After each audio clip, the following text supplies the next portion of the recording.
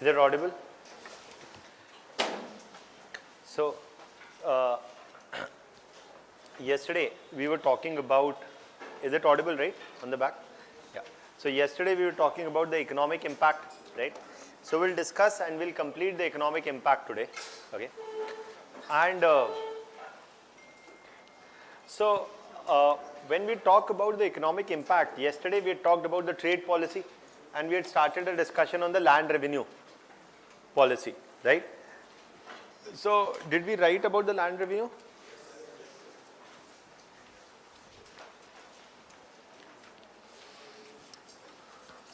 So, the British introduced, okay. Yeah. So, we wrote about the key characteristics or the key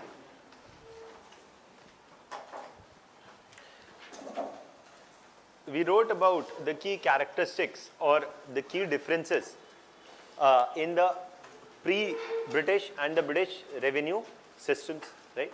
Now we have discussed about the characteristics. Now let's go ahead and discuss about the different types. Okay. Now, and then their impact. Impact we'll talk about. These are the characteristics. Impact we'll talk about once we talk about the different types of it. Okay. So there were 3 types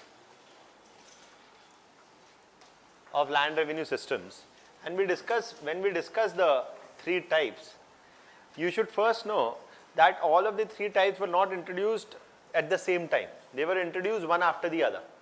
Okay, they were not introduced at the same time, and we can discuss in the order in which they were introduced. The first attempt to introduce a new revenue collecting system was introduced in Bengal, because in Bengal, why in Bengal first? Because that is where they are establishing their presence, right? So it is in Bengal, in the Bengal, Bihar and Odisha region, because that is what constituted Bengal then. Okay. In the Bengal region, you see that they introduced what was the permanent settlement system. Okay. Now, this is what was meant by the what was meant by the permanent settlement system, we'll see. However, the permanent settlement system was introduced by whom? Anybody? So,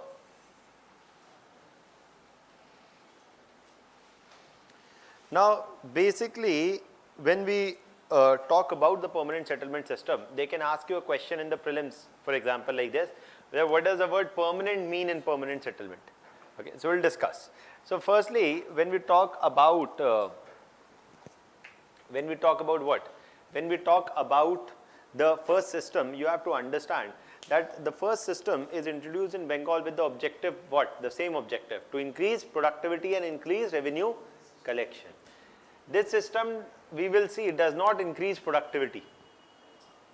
And if productivity is not increasing, then revenue collection can increase, but only to a limit, not too much.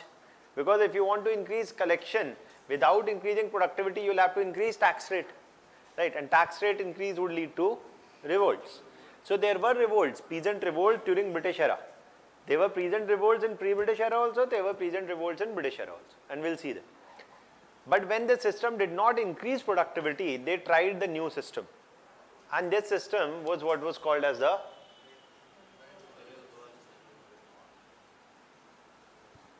Rayatwari settlement system. Now, the Rayatwari settlement system was introduced, this is introduced in the 1790s. This is introduced in 1820s. The Rayatwari system was introduced by Munro, Thomas Munro and Reed, William Reed. Okay, so Munro and Reed, basically these were the individuals who introduced the Rayatwari system. Now the Rayatwari system was introduced in large parts of South India. And in fact, in a large number of areas, Rayatwari system was tried. Okay, the aim was that can it increase productivity? Then soon they realized even this is not increasing productivity. So in India's northwest, That is where they tried the third, Mahalwari. Now the Mahalwari system was introduced under the regime of William Bentinck. Now, the first thing to know is what? The first thing to know is that it's not that permanent settlement system was introduced here, it did not work, so they replaced it with Mahalwari or Rayatwari. No. Different areas of India had different revenue collection system, and objective is the same. They tried different things in different areas to see what could work to increase productivity. But agricultural productivity did not increase. Why? All of that will become clear when we'll discuss. But this is a background you must know. You must know the names of who introduced which systems. This has been asked before in prelims examination also. Okay? They asked the question last year on Rayatwari system, who introduced. देखिए उसके पहले तक जब मैं पढ़ाता था तो मैं ये नहीं पढ़ाता था कि read was there. वो ऑप्शन में read आया तो मैंने जाके ढूंढा तो read was there.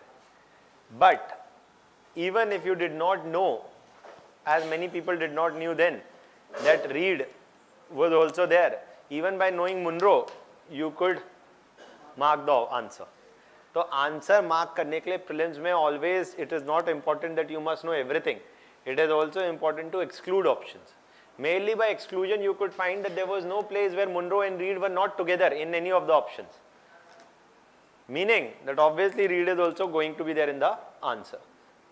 So ऐसे भी आप दिमाग लगा सकते हैं. Factual questions are always not done only by knowing the right answer. They are also done by eliminating options. Okay. Is that clear?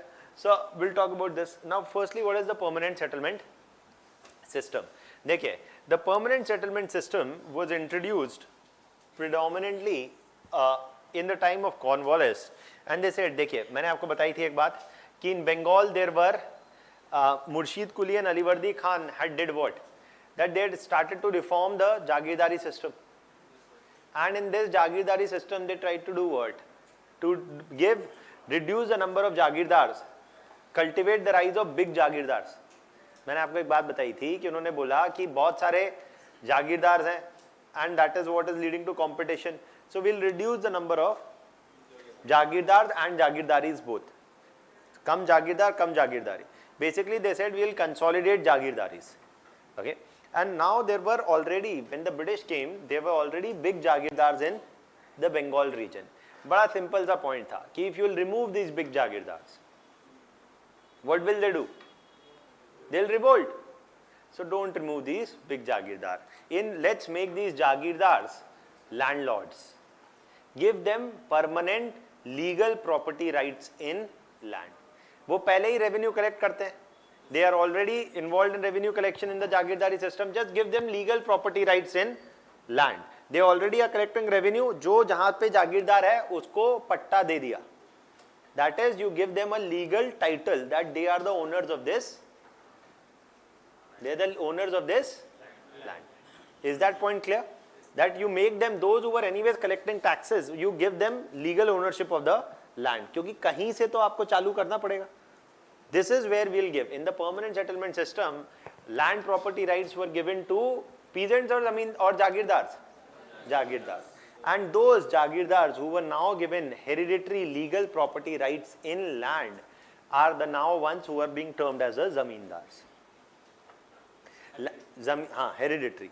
That is why technically हम ये कहते हैं कि landed elites were there in British times also, and the ones in the British times are called as zamindars, as they are now also being given the legal hereditary rights in land.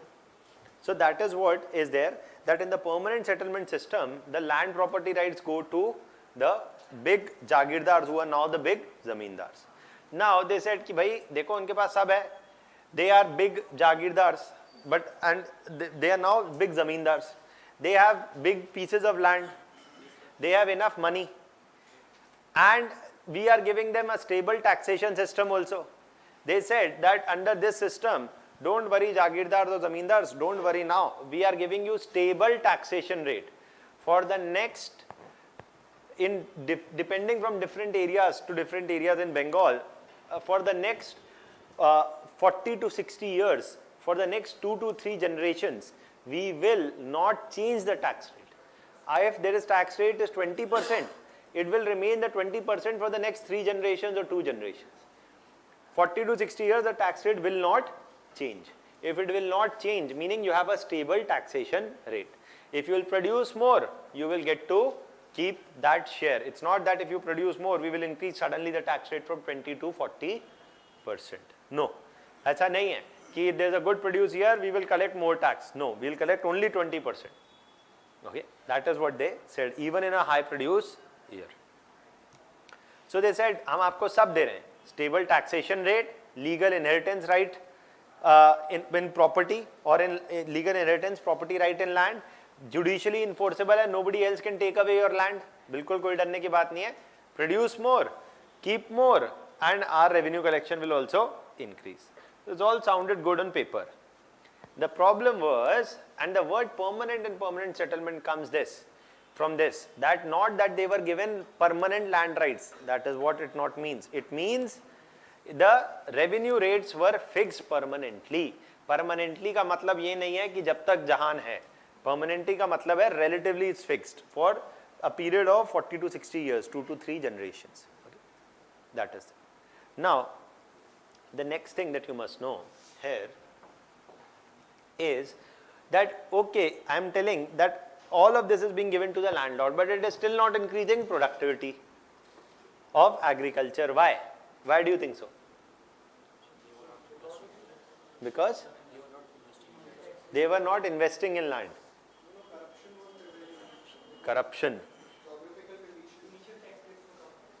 Initial tax rates were high. There are, both these reasons are true. That one of the first things was that the Jagirdars were taking no active interest in increasing productivity, or the Zamindars now were taking no active interest in increasing productivity. But why?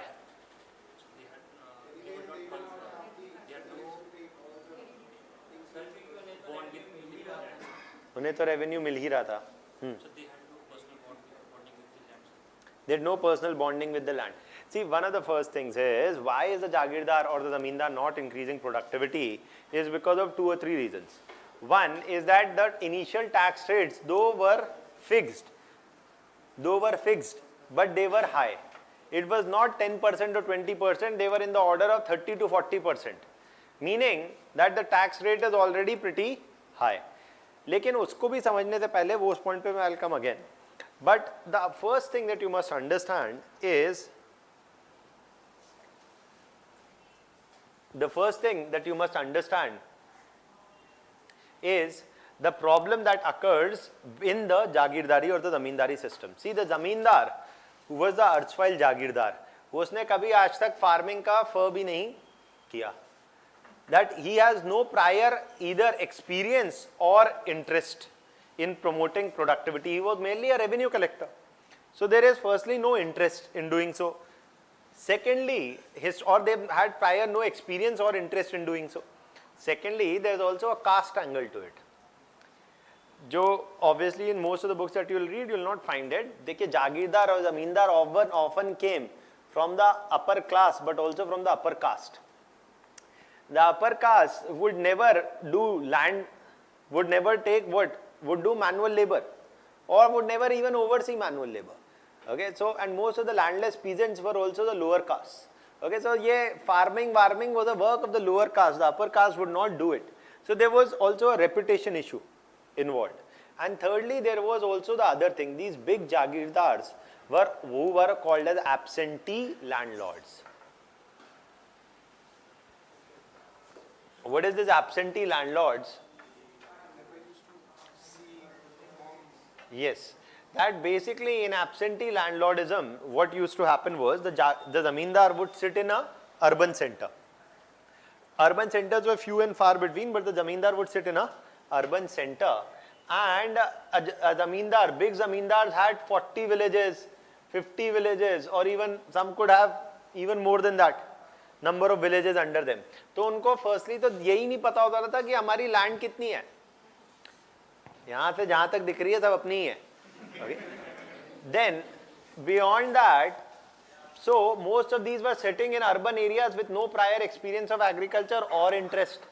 So what did they do? They said, we have been revenue collectors, even if we are having legal property rights, that's fine. हमारा main काम क्या है? Revenue आना चाहिए. So they said, yes, 50 villages, her village जाके हम थोड़ी collect करेंगे revenue. We'll appoint somebody to collect revenue on our behalf. Intermediate zamindars. We will appoint intermediate zamindar. If you had, say, 50 or 60 villages, you appoint 3 intermediate zamindars. You collect from these 20 villages, you collect from these 20 villages. Intermediate zamindar said, हम क्यों करें? We'll appoint somebody else. हम भी रख लेते हैं 2-2. 10 villages से ये कर लेंगे. Ultimately इन्हें tax कौन दे रहा है? Peasant. Now the landlord has to give a 30 to 40% tax, somewhere in that range, to whom? To the British. Why? Because this was the land tax or the land property tax or revenue tax that they had to pay. 30 to 40% तो देना है इन्हें. So Britishers को. So there are so many. So between the landlord and between the peasant, there are intermediate landlords. इनको भी तो कुछ चाहिए होगा अपनी life awesome रखने के लिए. They are also zamindars, right? So they would also take 30-40% of the total produce anyway going to the British. बाकी they would also take some 30-40% together. बचा क्या peasant के पास? 20%, 20-30%. So almost the net effect of a number of intermediate zamindars, absentee landlords, and a zamindar taking no active interest in increasing productivity was that the cumulative burden of taxation on the peasantry was very high, not just 30% or so. Okay, cumulative, क्योंकि British भी लगा रहे हैं और ये बीच में ये लोगों का भी शेयर है. So that is very high. तो क्या बचेगा peasant के पास? कुछ नहीं. That is the. So peasant, और वैसे भी peasant के पास तो land है नहीं. Land ownership does not belong to peasant. तो peasant तो interest लेगा ही नहीं, क्योंकि मैं जो भी produce करेंगे वैसे भी ऊपर वाले ले जाने हैं. तो हमने क्या करना है ज़्यादा produce करके? Secondly, zamindar is taking no active interest, क्योंकि उनको तो आ ही रहा है पैसा. So they have no active interest. In fact, they are absentee landlords who are appointing intermediate zamindar. और तो that apart from all of this, there is another problem. That this absentee landlordism is leading to another problem, and that is what? That and one of the reasons why landlords also never increased productivity in agriculture was because of the relatively high initial rates of tax. कि landlord को पता है कि 30-40% तो British will anyway take, और हम वैसे ही चूस ले रहे हैं जितना है, तो बचेगा क्या? वैसे भी there is not much. So even if we increase productivity, a lot of increase in productivity would be required if our real income has to increase. और उसके लिए एक बहुत बड़ी चीज करनी पड़ेगी. You will have to invest resources. You will have to do what? You will have to do irrigation. You will have to introduce new equipments. You will have to introduce new technologies, etc. वो सब करेंगे उसके कई सालों बाद. When you start doing it today, after a couple of years, it will start yielding result. क्यों इतना tension लेना? लाइफ अपनी awesome है ना? So we have been erstwhile revenue collectors. Life is anyways awesome. We are getting a good share. Be happy, relax, है ना? So why to take active interest in agriculture? They did not. So productivity did not increase, but tax collection remains. लेकिन इसमें भी एक problem था. Some of these zamindars were not able to meet the revenue demands of the British. Some of these zamindars are not able to meet the revenue demands of the British. And if you are not paying the taxes to the British now had a market in land. So they would auction the lands of those who were not paying the taxes to the British. So those zamindars who did not pay the tax to the British, they were sent notices. If they still could not, through the court, an order would be obtained and their lands will be confiscated and then auctioned in the market. Any new individual could take their land, provided he is agreeing to pay the revenue on time. Okay, and land would go to whom? Who is the highest bidder? Okay, so basically auctioning of lands could be done, and those zamindars who were not paying the taxes on time, their lands could be taken away, they would be displaced, and the lands, or their lands would be sold in the market and could be bought by either other zamindars or new zamindars. Is that point clear? In the pre-British system पे भी तो हो रहा है कि if Jagirdar is not collecting revenue on time, या is not providing a revenue, then Jagirdar could be removed. So British era में भी it can be removed, but there is a legal procedure of it. ऐसा नहीं है कि British saying I don't like your face, I'll remove you. You can remove them, but only under a legal process when there is a non-payment of tax. Is that point clear? Right? So this is the reason why it did not do what? Tax productivity, and ultimately those zamindars who did not pay the revenue on time, they were removed from their lands. Right? So first write about permanent, about the revenue settlement systems. First we are talking about so you give a new heading. You give a new heading. Types of revenue settlement systems. 1830 onwards is Mahalwari. So, types of revenue collection systems. Revenue settlement or revenue collection systems एक ही बात है. Revenue settlement or revenue collection systems. Under the British,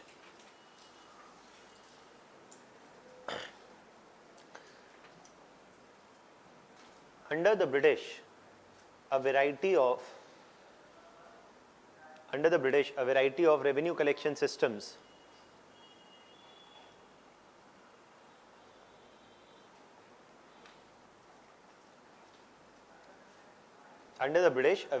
revenue collection systems were introduced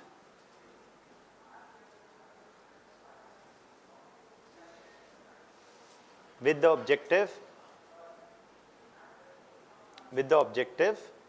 of increasing productivity,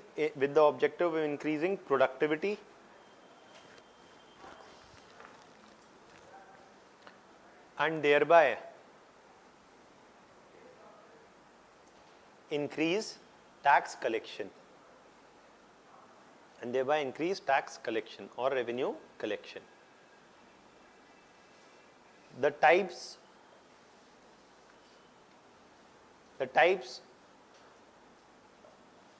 of revenue collection systems were: first,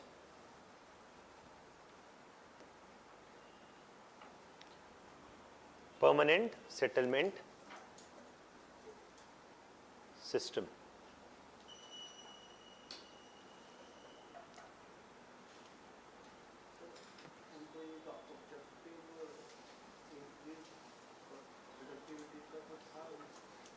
आप लिखिए, अभी मैं बताता हूँ बाद में, अभी पहले एक बार लिख लीजिए पूरा. So basically in this you write, the permanent settlement system was introduced by Cornwallis.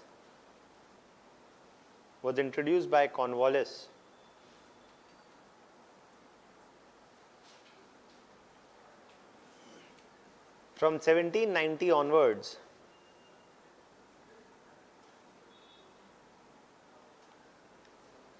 in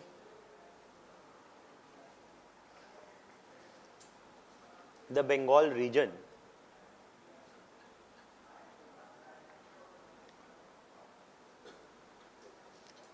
under the system,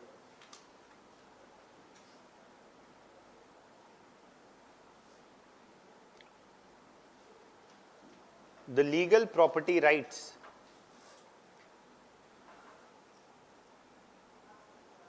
in land were granted to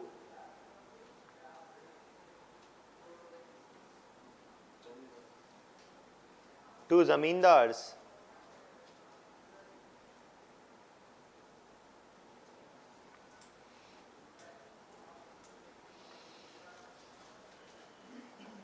Moreover,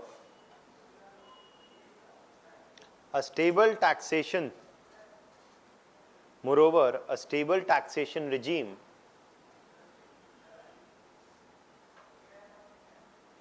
was introduced. Moreover, a stable taxation regime was introduced where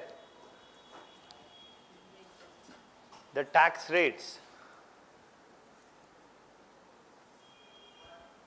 were fixed permanently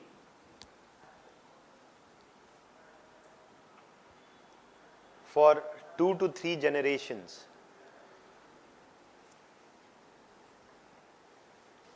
In bracket you can write 40 to 60 years.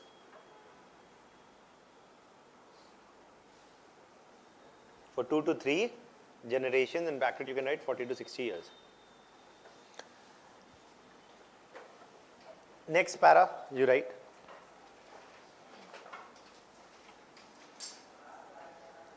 However,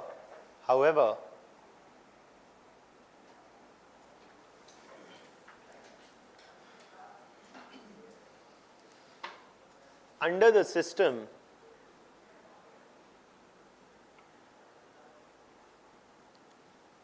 no major increase in productivity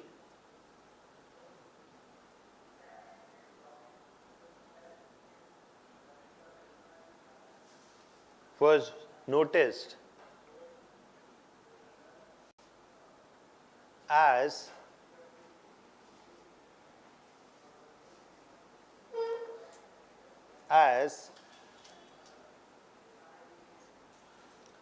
the big zamindars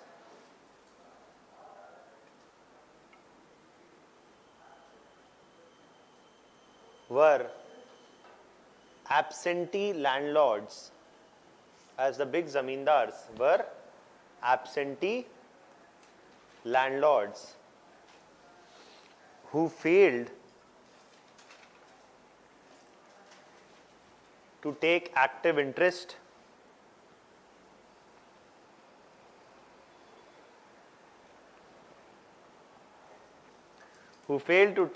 take active interest in increasing productivity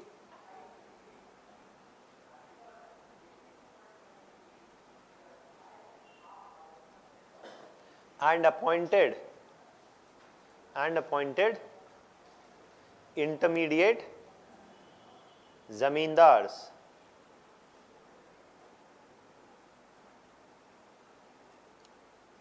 to collect revenue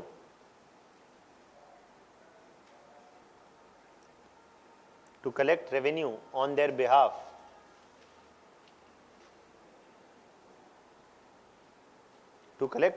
their behalf.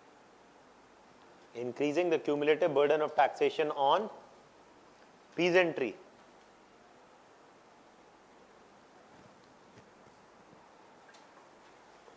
Increasing the cumulative burden of taxation on peasantry. Okay.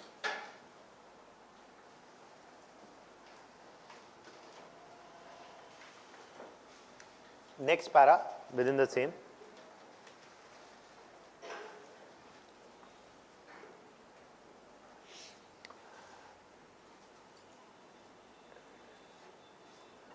Thus, the permanent settlement system did not witness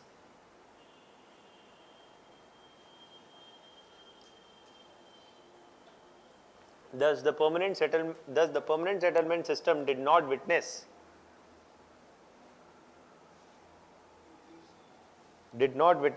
an increase in agricultural productivity.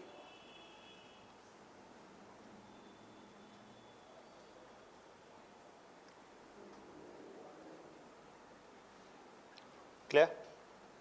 Now the next thing that we are talking about is the रायतवारी settlement.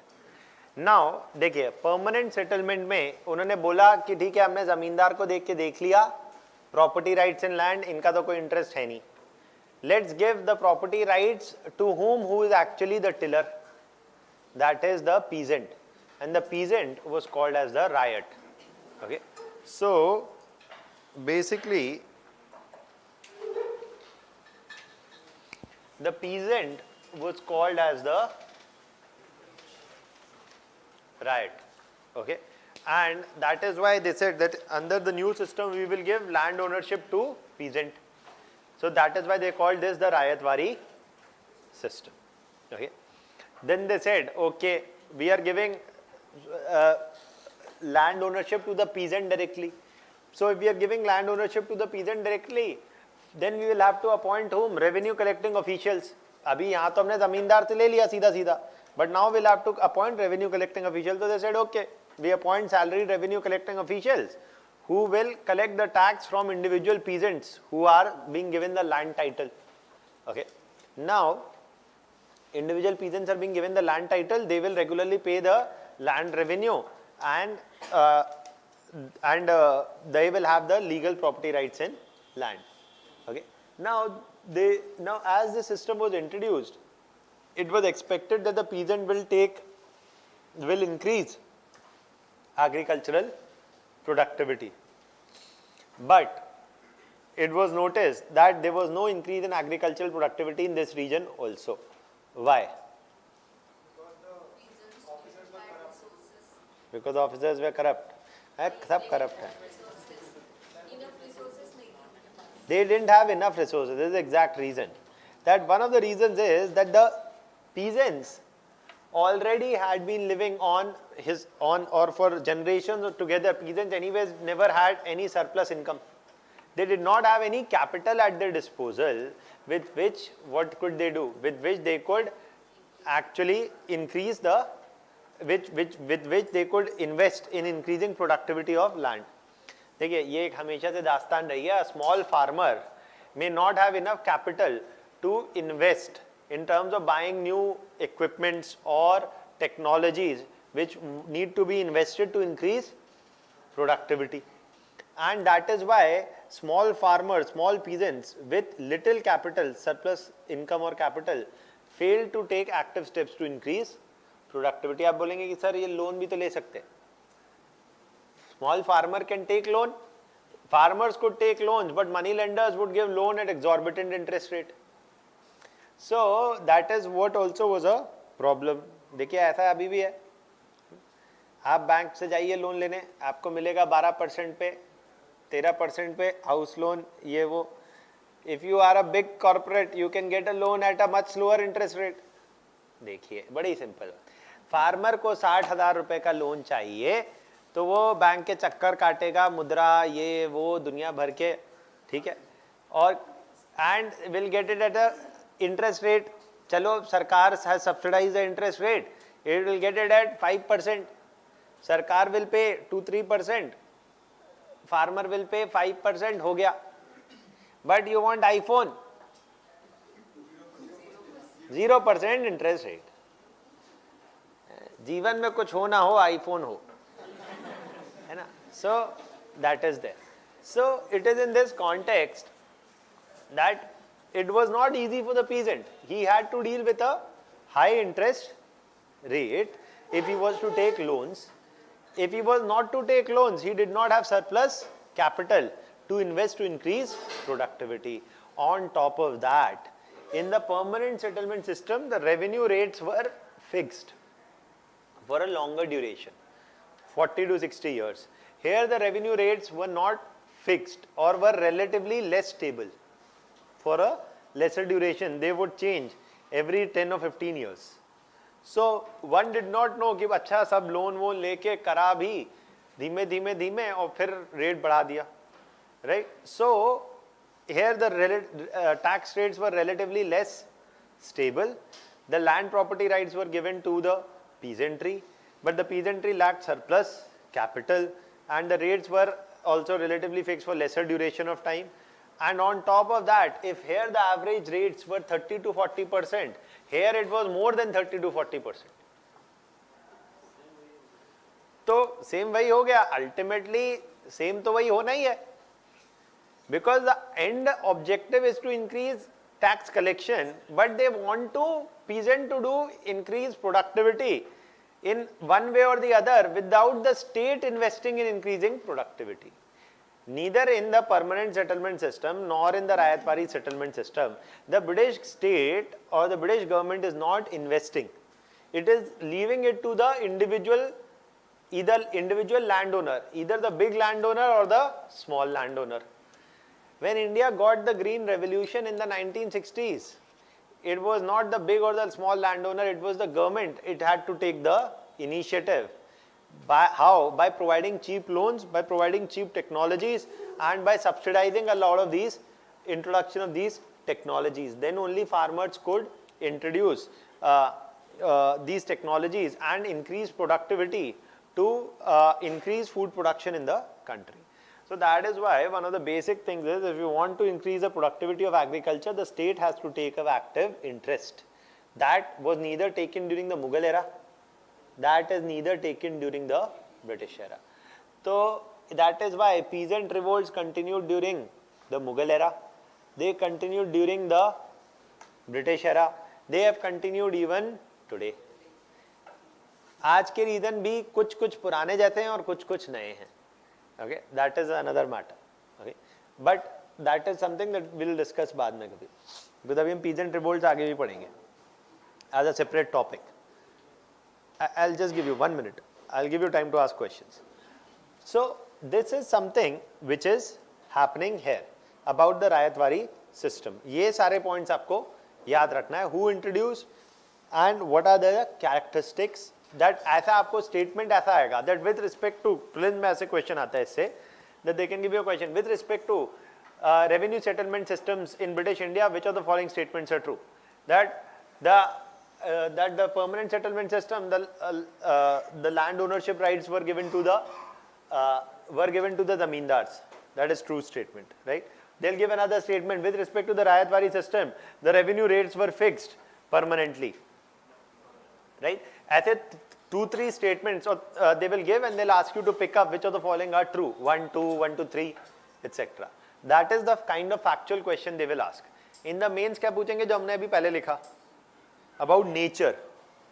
Okay, so from the same issue they can ask different things in prelims and different thing in mains. और mains में जब वो facts पूछेंगे तो name भी पूछ सकते हैं partly इसमें और उसके characteristics और वहाँ पे impact all of that and causes पूछ सकते हैं. Any doubts still here?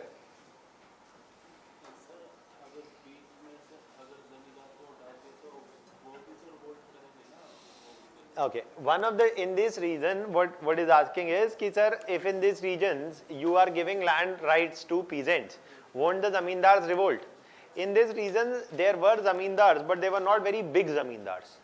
Okay, in fact relatively the land distribution pattern in southern India was, if you remember, anyways, if you remember, I told you that a large part of this region was under Khalisa system previously. So वहाँ पे कोई बहुत बड़े बड़े जमींदार historically थे ही नहीं. That could pose big trouble for the British. Okay, so if you remember, Mysore region anyways is getting what? Salaried revenue collecting officials, right? So its region में जो land distribution pattern था, that was relatively more equal. Now one more thing also to know is that when zamindars could not pay the taxes, they were displaced here. Often peasants also, if could not pay the taxes because of a low produce in a particular year or because of high burden of taxes, even the peasants were displaced from their land. Their land was taken away and auctioned in the market to anybody who was willing to buy them. So just like the permanent settlement system displays a number of zamindars, the Rayatwari settlement system displays a number of peasants.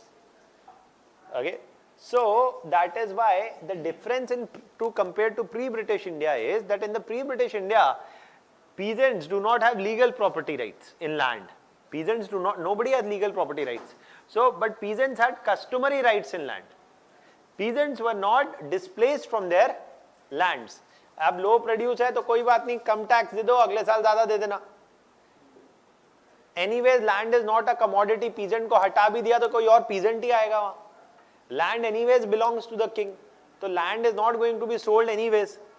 So in the pre-British India, land is not a commodity, it can't be bought and sold in the market. So there is no point of displacing the peasant. Let the peasant be. आप displace करेंगे तो peasants would revolt anyways. So let the peasant be. In the pre-British India, that was the case. And so we say that the displacement of the peasantry worsened in British India as compared to pre-British India. So अब जब peasant की land भी जा रही है, उसको high burden of taxation भी देना है, तो पीजेंट क्या करेगा? पीजेंट आएगा सड़क पे, peasant will revolt, and peasants revolted many a number of times in British India. Will talk about peasant revolts separately. Is that point clear? The past 4 years in India has seen one of the lowest agricultural growth rates in the country in the past 30 years, and that is why also there have been a number of peasant marches. Right? You saw that in Maharashtra a couple of months ago, right? So obviously if there are low agricultural growth rates and there is unemployment, etc., or low agricultural growth rates mean low farm income. A country in which 49 to 50% are still dependent on agriculture for their livelihood, low agricultural growth rate, low farmer incomes would mean rural agrarian distress, and rural agrarian distress would lead to revolts. As simple as that. Right? And often in these revolts they would demand certain things. वो demand क्या है, उसके लिए तो आपको फिर अलग पूरा वो पढ़ना पड़ेगा. But just as a context, right? Now, the next thing that we are talking about, firstly write this much, then we'll talk the next one.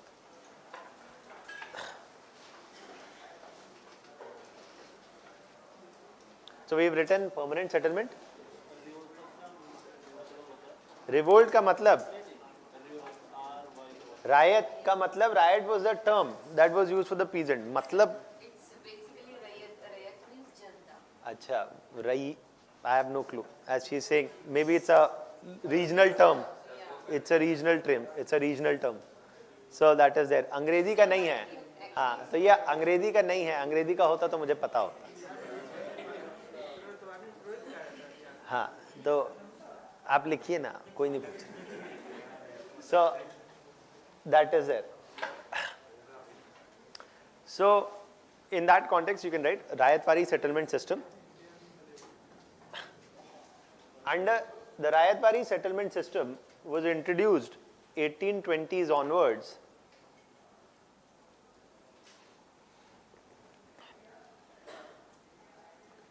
The Rayatwari settlement system was introduced 1820s onwards under Munro, Thomas Munro,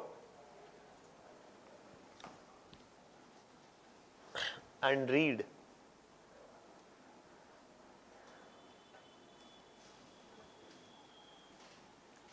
Under the system,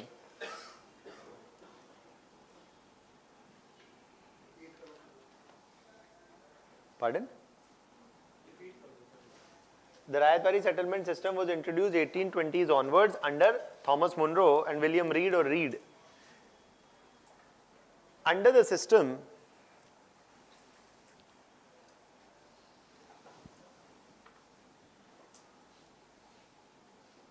the legal property rights in land were granted to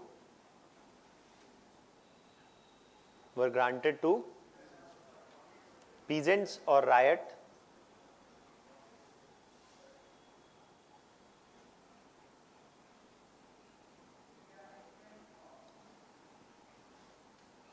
were granted to the peasant or riot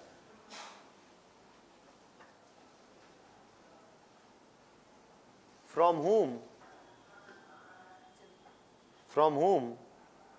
revenue collection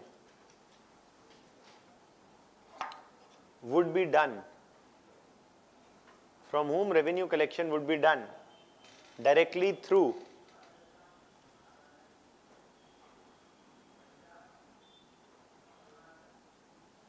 salaried revenue collecting officials, through salaried revenue collecting revenue collecting officials.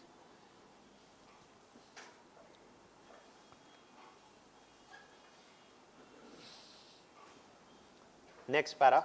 However,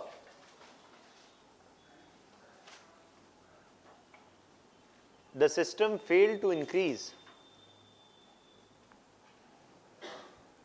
However, the system failed to increase agricultural productivity.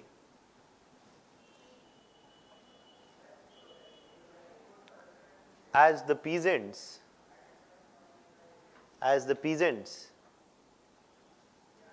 had to deal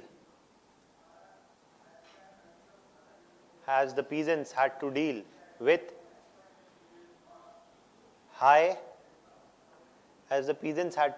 high burden of taxation or high tax rates, one and the same thing, and lacked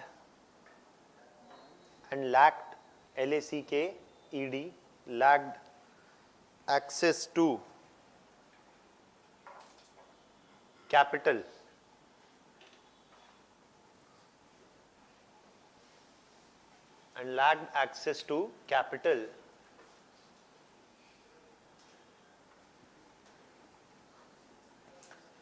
required for investments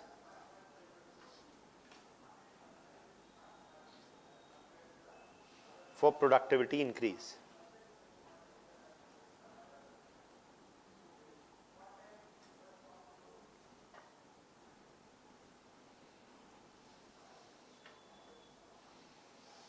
Moreover,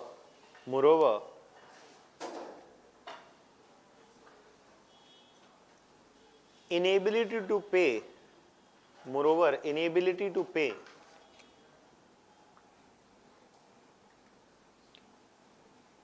land revenue on time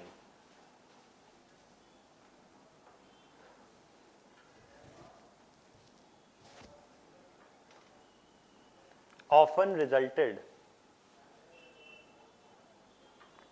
in the forced displacement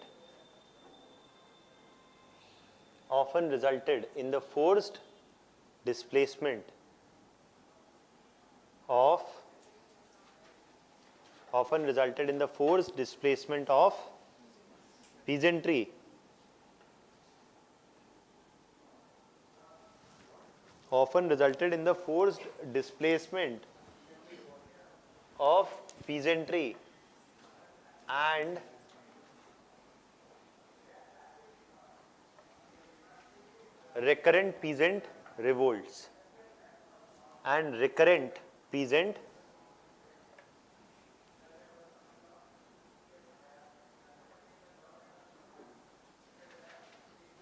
and recurrent peasant revolts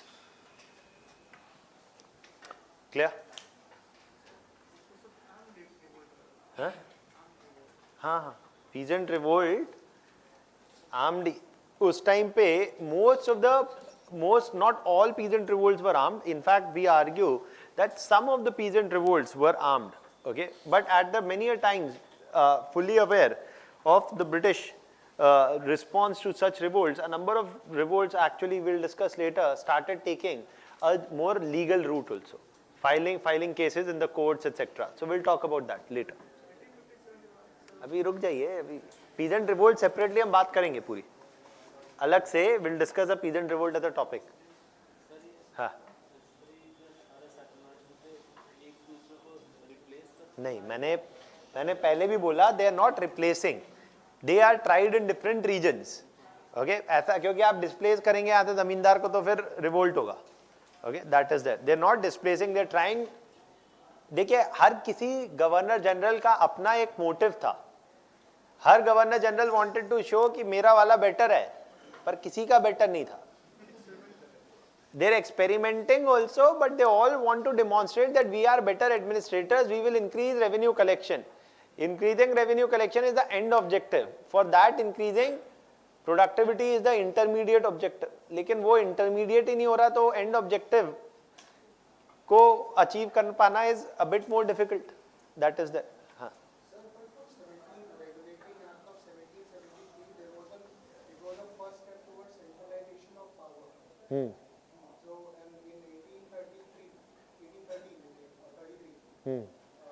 Final step towards centralization. So it was only centralized.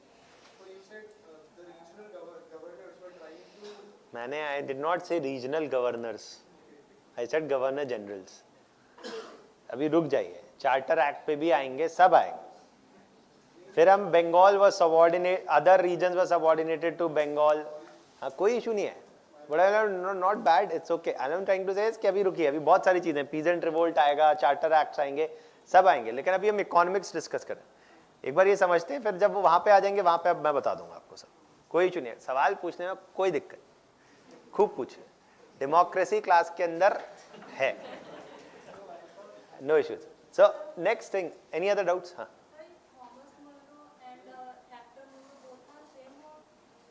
Thomas Munro and Hector Munro. I have no idea of Hector Munro. I'll see, I'll let you know. Anything else? हाँ. Britain में landlord system कैसे successful हुआ और यहाँ हमारे यहाँ क्यों नहीं हो सका? Why was, if that's a valid question, कि sir, if this is inspired from the British landlordism system, then if it has worked in Britain, why has it not worked in India? Why? Because in Britain there were two things.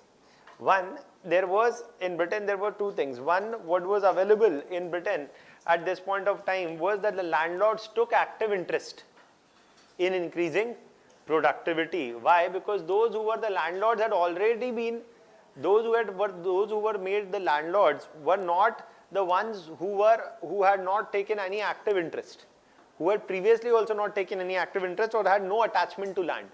Those who were made the landlords in British system were the ones who already had who were cultivators themselves and who also hired additional labor.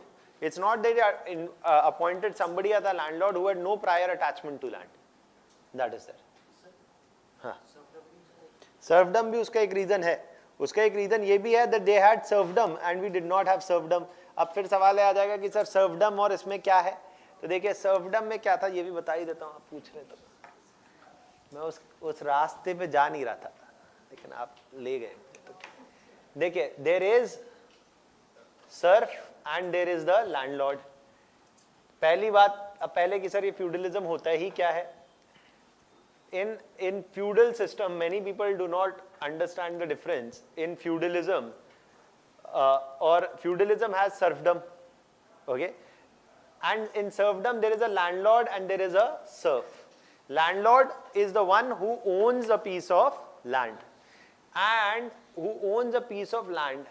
and the peasant is tied to this piece of land. Matlab peasant will cultivate this piece of land, okay, and landlord will own the piece of land. Suppose whatever is the produce, a major portion of the produce is going to be taken, not a major, almost all the produce will be taken by the landlord. The serf will be left only with enough for their survival, okay, and the serf will be left only with enough for their survival, and most of the produce will be taken by the landlord, okay. And basically, but the serf was not a free individual. Serfdom and slavery are not exactly the same things. There is a difference also. But अभी अब फिर वहाँ तक दूसरा सवाल ये आएगा कि सर स्लेवरी और सर्फडम में क्या डिफरेंस है, वो भी मैं यहीं बता दूँ, सब बता दूँ. Serfdom basically means that the cultivator is peasant is not free. Peasant ऐसा नहीं है कि नहीं I don't want to be the serf, I will go somewhere else to Himalayas. You can't do that. You have to cultivate the same piece of land. If landlord A sold the land to landlord B, then peasants will not be displaced, or the serfs as they were called here will not be displaced. They will continue the same, cultivate the same piece of land even if A is selling the land to B, okay. So has the peasant any fear of being displaced? No. And the landlord also takes active interest. So landlord will ensure that the serfs keep working, and the serfs also are at least have this degree of assurance that they will not be displaced. But this is a flip side to this is also there, that the serfs could not leave agriculture and go somewhere else. Okay. So some could say that serfdom is a form of slavery only, that you can't leave a job and do something that you want to do. You are tied to it. But there is a difference. Is in slavery what happens is that an individual is a slave is himself a property. A slave is himself a property. He can be bought and sold in the market, but you can't buy a serf. It's not something that you can buy or sell in the, you can't buy a serf or sell him in the market. But in slavery you can buy an individual and buy and sell him in the market. Serfdom is also hereditary. Slavery is also hereditary. Both of them are hereditary. मतलब आप slave के बच्चे हैं तो आप slave ही पैदा होंगे, आप सर्फ हैं तो आप Surf, if you born in a serf family you will be a serf. So वो है, that is there. There is similarity also, but there is a crucial difference also. Is that point clear? ठीक है, सब समझ गए? और any कोई doubt? So that is there. Now just last thing about Mahalwari. Mahalwari का कोई detail important नहीं है. Only this much is important for you to know, that in the Mahalwari system was introduced in Northwest. Why it was introduced in Northwest? Because in these areas, पहली बात सबको देख लिया, देखे सब निकम्मे, nobody is increasing productivity. So चाहे किसी को दो चाहे किसी को दो, productivity तो increase होनी नहीं है. So उन्होंने बोला फालतू में headache लेना ही नहीं है. We will collect revenue at the level of villages. We will collect revenue at the level of villages from the village headmen.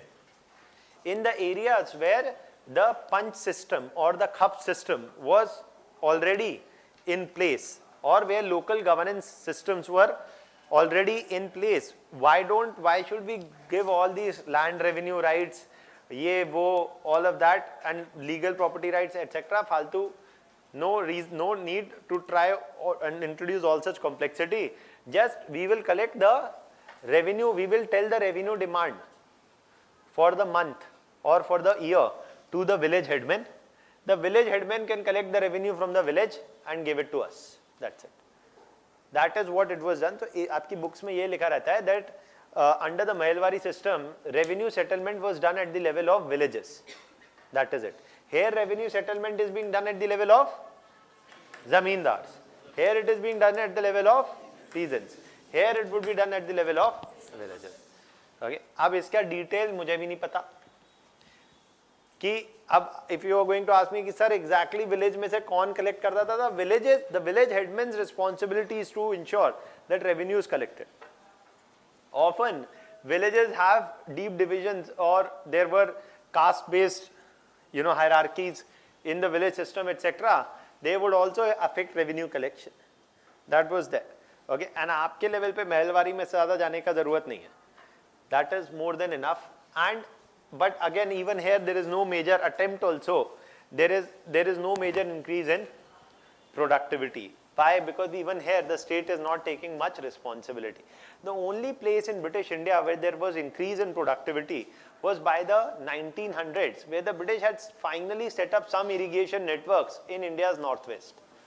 Okay, and a large part of this irrigation network is there in Pakistan. So after the partition, a lot of that irrigated region went to Pakistan, and only a limited part was left in India. So that is there, and that is why even when Green Revolution was introduced, it benefited some regions more than the other. Okay, because high yielding varieties of wheat and rice were introduced, which also required more water, which was available only in better irrigated regions, which were there either in northwest or to some extent in the east or south, very limited. Okay, but predominantly northwest. That is there. Clear? So just write down about the Mahalwari system 2 lines. The Mahalwari system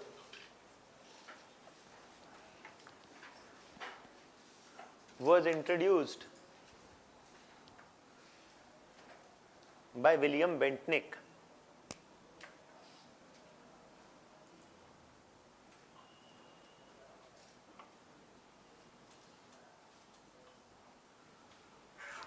from 1830s onwards,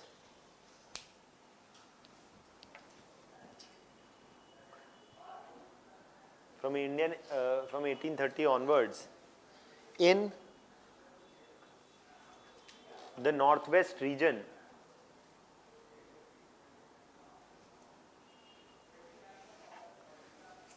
where the revenue settlement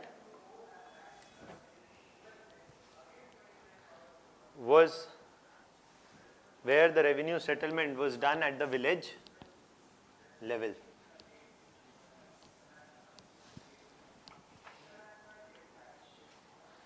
Now the next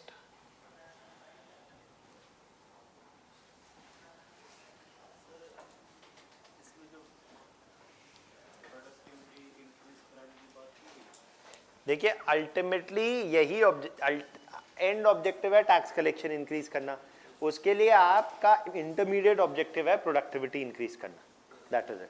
वो हर जगह है, क्योंकि और क्या तरीका है, ये तो हमने पहले ही कितनी बार बात कर ली कि टैक्स कलेक्शन आपने इंक्रीज कैसे करेंगे, और या तो रेट बढ़ाएंगे या प्रोडक्टिविटी बढ़ाएंगे या दोनों बढ़ाएंगे। रेट बढ़ाएंगे तो रिवोल्ट होगा,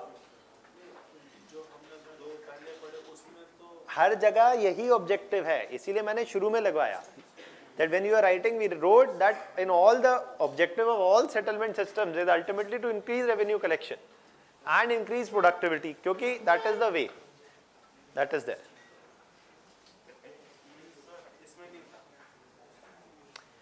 मैं बोल रहा हूं कि आप और कौन से आप रेवेन्यू कलेक्शन को इंक्रीज करने का कोई तो इट इज देयर।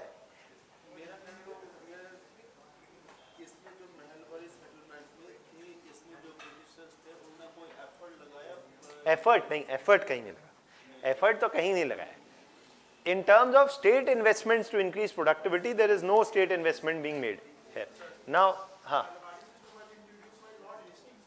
देखिए, अभी एक चीज, पहली बात, अभी आप जब इसको और जाके खोदेंगे, जब महलवारी सिस्टम को आप और जाके ढूंढेंगे, so Mahalwari system is not, आप कई जगह देखेंगे कि it is written by Bentinck, and कई जगह पे देखेंगे it is not, it was introduced by others, though it was institutionalized by Bentinck, that it was under the governor generalship of Bentinck, who comes in 1829, that this system is formally applied to the whole region. So that is there, and that is the reason it is said कि भाई किसके under, you want to talk about who was the governor then or who was the governor general then। हम क्या कर रहे हैं, governor generals के नाम लिख रहे हैं, तो इसीलिए हमने 1829 में governor general was Warren Hastings the governor general in 1829 1830 in India नहीं। तो हम अब अगर आप ये देखेंगे किस ये तो वही बात हुई कि इंडिया में जो हो रहा है वो उस टाइम पे कौन प्राइम मिनिस्टर था, कौन चीफ मिनिस्टर था। आप बोल सकते हैं कि सर मैं तो चीफ मिनिस्टर की बात कर रहा था, मैं बोल रहा हूं कि मैं तो प्राइम मिनिस्टर की बात कर रहा हूं। तो हम गवर्नर जनरल्स के नाम लिख रहे हैं, इसलिए हमने गवर्नर जनरल्स का नाम लिखा है। इसी पे जाएगा, जब अभी तक पूछे हैं वो गवर्नर जनरल्स के ही नाम पूछे, अब जब वो खत्म हो जाए उनके जीवन में और भी कुछ नहीं रह गया पूछने के लिए, हो सकता है ये भी पूछने लगे। So that is there. Now the next thing to talk about is the impact.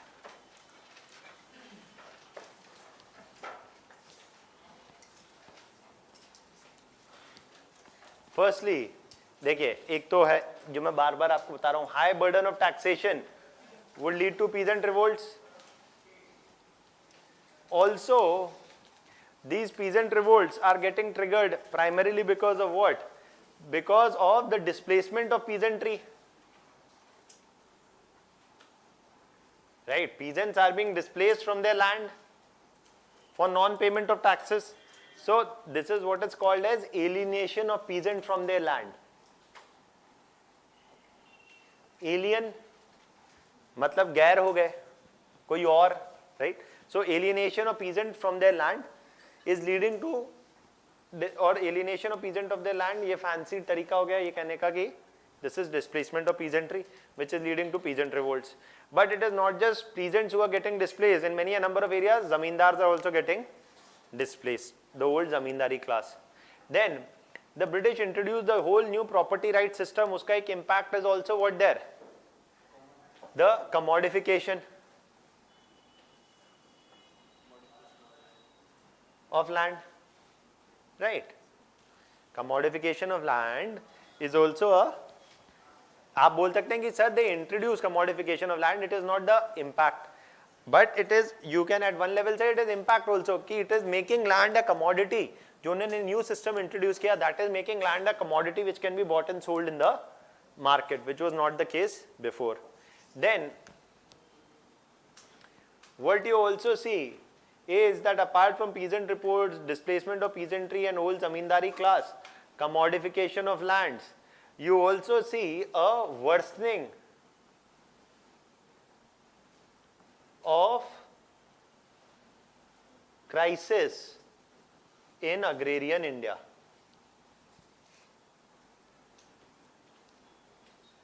Why is there a worsening of crisis in agrarian India as compared to whom? Pre-British India. क्योंकि pre-British India, at least if there was, if the peasant could not pay tax on time, he was at least, he was not displaced, right? For whatever the ills in the pre-British system, even though there were no legal property rights in land, there were customary rights. Peasants could continue occupying the same piece of land. However, here now what is happening, that there is more chances of displacement. There is no increase in productivity, more chances of displacement. So their position as compared to pre-British India is actually getting worse. Right? That is clear. Right? So all of these are the impacts. जब हम revolt of 1857 की बात करेंगे, तो we will say what were the economic causes of revolts. Part of the economic cause of the revolt is the reason that zamindars are unhappy, that peasantry is unhappy, and unhappy people are looking for a leadership also which is unhappy, and that comes from whom? The princely states. Zamindars and princely states gave leadership in the revolt of 1857. Why princely states, all of that comes, we will discuss later. But ये मैं इसलिए बता रहा हूँ कि मैं वहाँ पे बोलूँगा कि the economic causes are the same that we have discussed before. And these are the impact of all of the British land revenue policy becomes a economic cause for the revolt of 1857 also. Clear? And we'll discuss revolt in much detail, but मैं आपको अभी से बता दे रहा हूँ ताकि later when we establish the link you will know कि this is what we are referring to. So you can write down.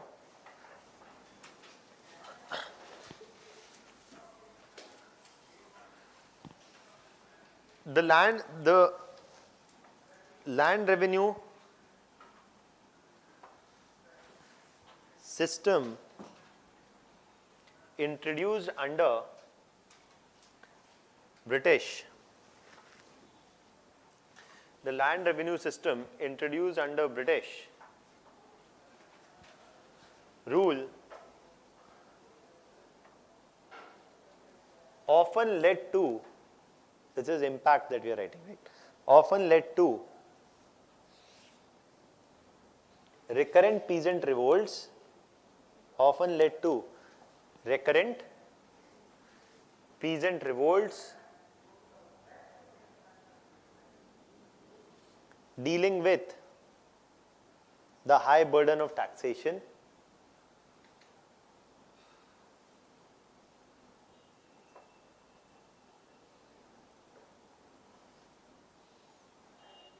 moreover,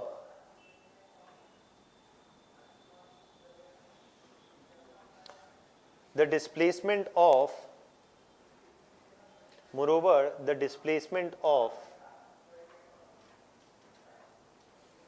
the peasantry,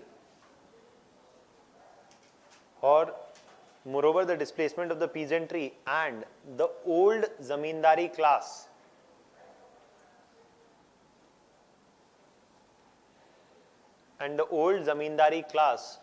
was common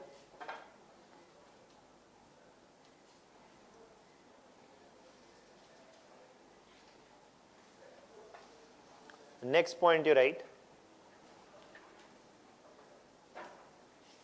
the commodification of land introduced capitalist introduced capitalist relations in land ownership patterns. Capitalist relations in land ownership patterns.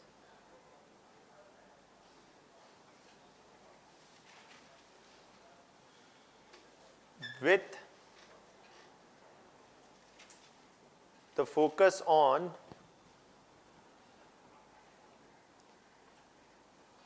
individual ownership, the focus on individual ownership of land, with the focus on individual ownership of land, right? Capitalism में यही है, individual ownership of property. That is why we say these are the capitalist relations in land were introduced by the British. State is not owning the property, individual is owning the property in land. Okay, that is what we are saying. Thus,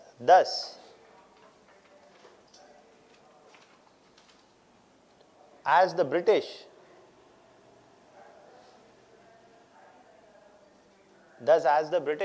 introduced a new revenue collection system,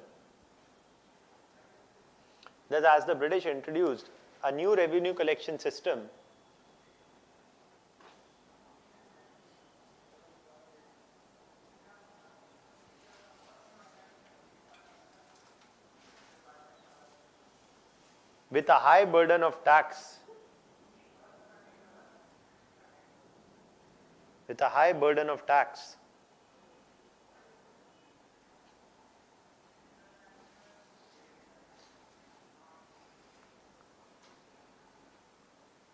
and failed to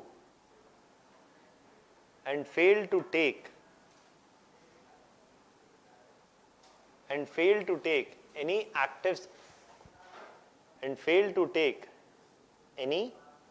active steps to increase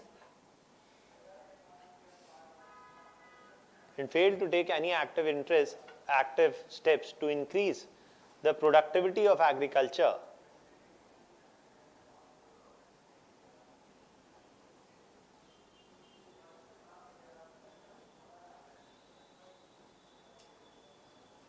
often leading to displacements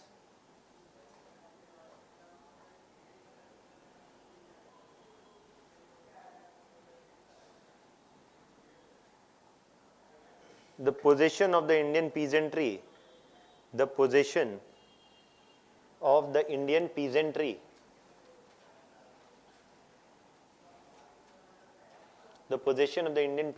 worsened during the British rule.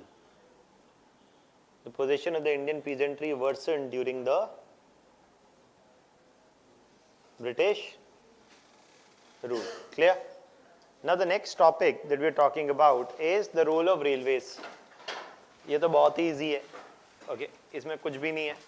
That देखिए दुनिया भर में railways का जन्म इसलिए नहीं हुआ था कि आप यहाँ से राजधानी लें और मुंबई जाएं, पटना जाएं या पुणे जाएं, जहाँ भी जाना चाहते नहीं.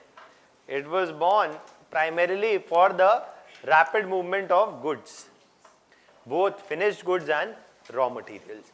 The first country in the world to get railways was unsurprisingly the first country to go through industrial revolution, and that is Britain. And as industrial revolution spread to different areas, railways also expanded its networks, not just in Britain, India, Japan, jahan industrial revolution hua. Railways was required for a free, was required for a cheap and a fast movement of goods, both raw materials as well as finished goods. The first railway networks were constructed in India from Bombay to Thane, etc., and all of that from 1850s onwards, from major ports to the interior of the country. Okay, and this would allow them what? That the British goods would land at the ports, and from the ports these goods could be quickly transported to the interior parts of the country, and it would lower the cost of transportation also. देखिए आपके syllabus में एक चीज है, railways, waterways,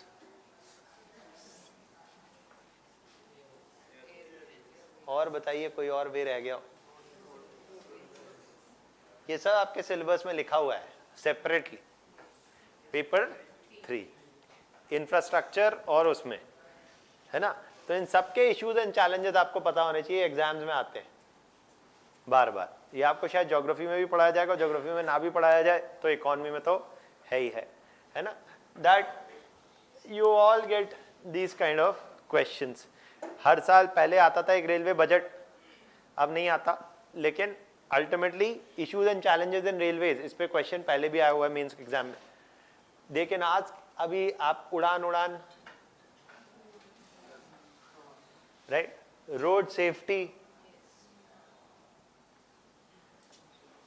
railways, freight, tariff, issues, challenges, ये सब पूछा जाता है ना? तो ये वहां भी है, लेकिन हम बस इसकी बात कर रहे हैं, वो भी बहुत थोड़ी सी अभी के लिए.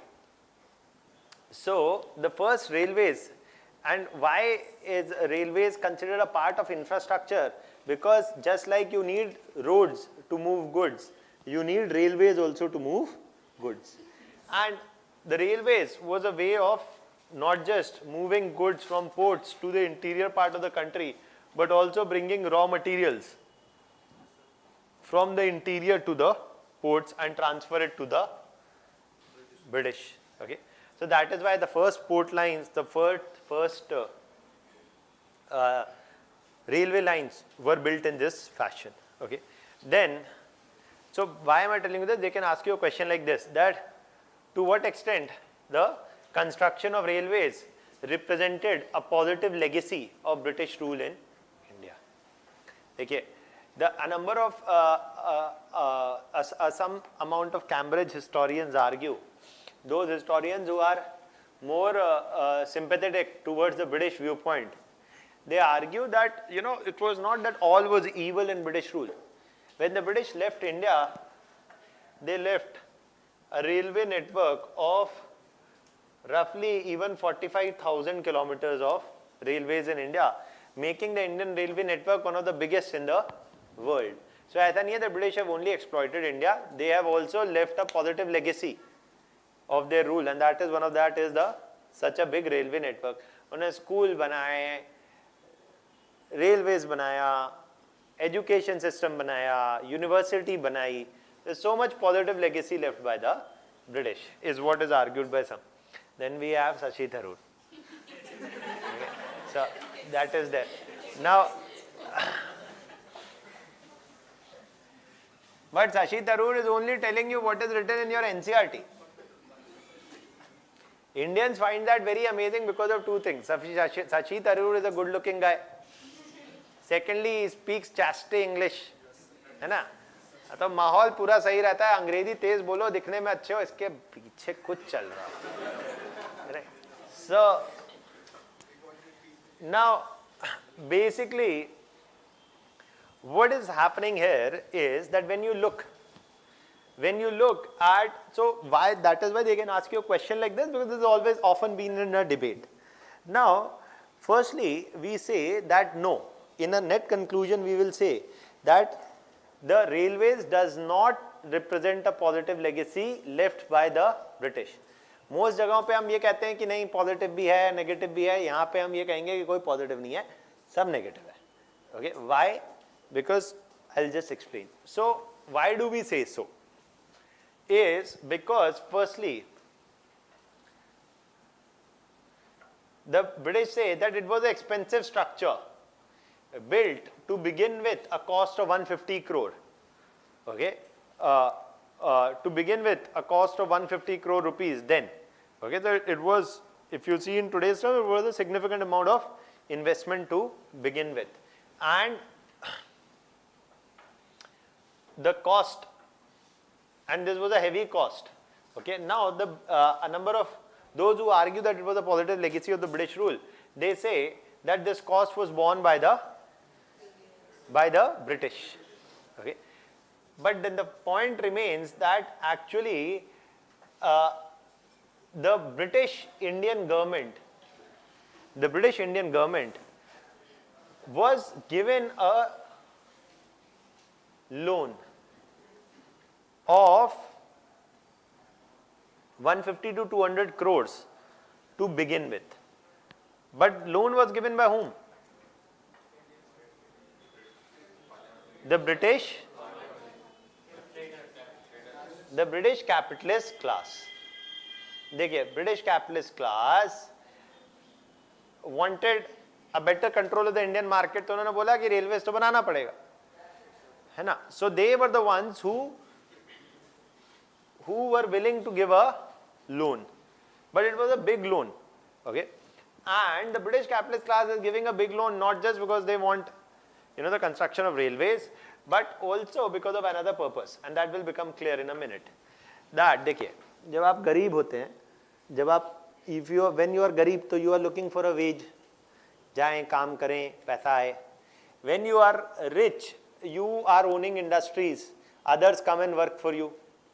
When you are truly rich, then you don't need to own industries, etc. You own industries, it's okay. Money will make more money. ब्याज पे पैसा देना, है ना? So the British capitalist class had started emerging from 1750s onwards. After a century of operation, by 1850s, they had accumulated huge profits. That money was lying in banks, and banks do not give big interest rate.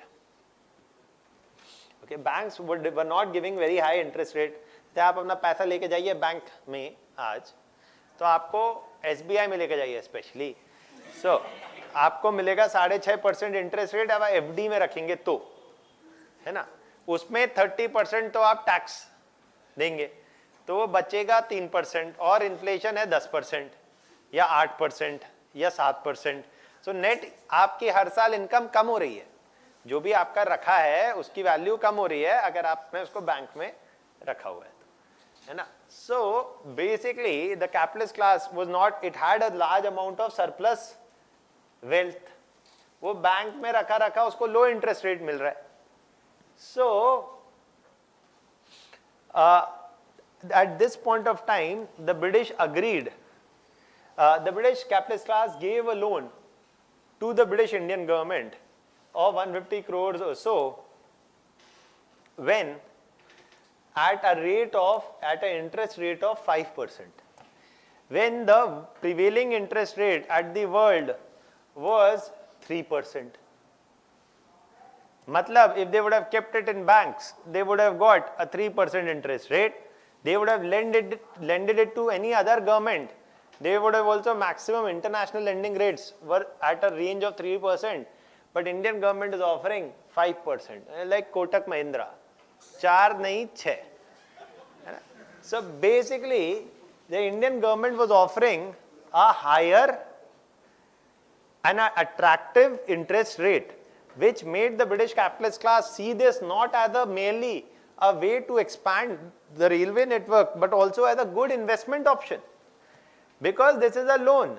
Anyways, the Indian government will pay back the loan, and that too with a good interest rate.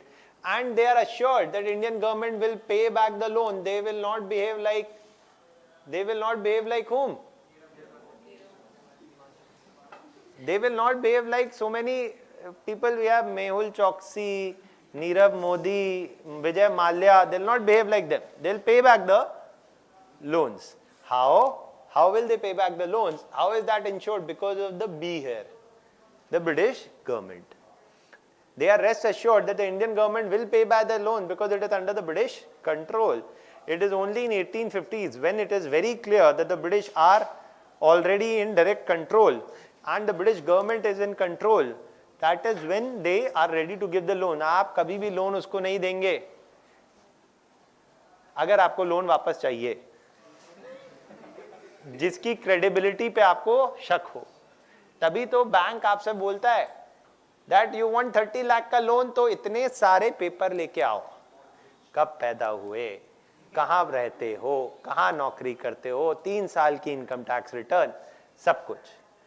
Vijay Mallya got the loan by the name of logo of Kingfisher only. That is the guarantee.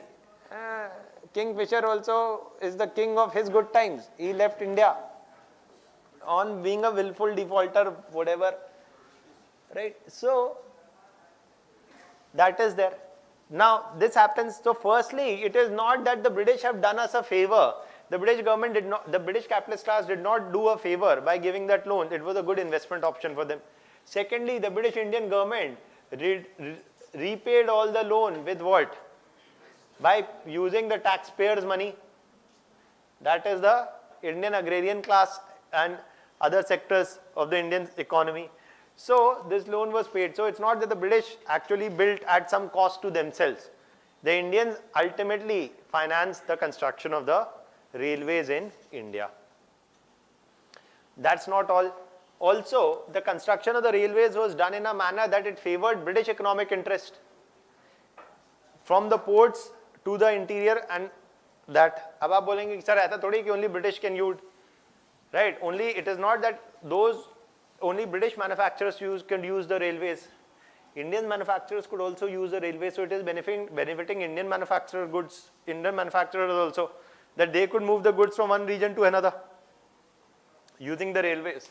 But इसका भी इंतजाम था. So, the British introduced what was the inverted tariff structure.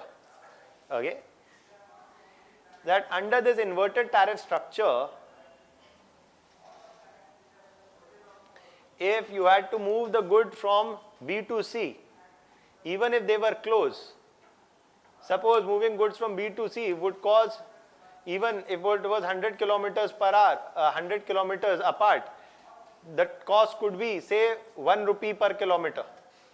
The tariff could be say 1 rupee per kilometer. So that is there for moving goods. But even if A and B were far apart, then the tariff could be say 0.2 rupees per kilometer. Matlab, it could be cheaper to move goods to and fro ports rather than moving the goods from one interior point to another. To incentivize the use of railways to move goods to and from ports, not from one interior point to another. That is what most Indian producers could use it. So that is what is there. Okay, so एक जैसे एक बड़ा simple सा चीज है, आज भी होता है in railways, telescopic faring. Basically is कि if you buy a ticket, then the per kilometer tariff decreases if you buy it for a long range. अगर आप यहाँ से आगरा तक का टिकट लेंगे, so per kilometer tariff will be higher than you take from here to Pune or to Bhopal. Okay, because the government wants that the railways must be used for long distance travel primarily. Okay, that is there. So they had an inverted tariff structure of the railways also to incentivize its use for whom? For moving goods to and from ports. Thirdly, it was meant the railways was constructed not just to serve the economic interests of British, but also their political interests also. And that is moving of army. Yes. The railways were often constructed in and around cantonment areas so that they could quickly move railways, they could quickly move the army using the railways from one area to another to suppress any revolts in any region which may break out from time to time. So even the construction of railways, which allowed a quick mobilization of troops, allowed the British to tighten their imperial control over the region. Okay, so the construction of the railways, the cost for which was borne by Indians, ultimately served the economic interest of British rule in India and the political interest of British rule in India. Though they left behind 45,000 kilometers of railways in India, it was it was merely a byproduct. It was merely a byproduct, while the chief aims neither where it only worsened the exploitation of Indians, and the cost for it was also borne by Indians. That is there. Is that point clear? So any doubts still there? You can write.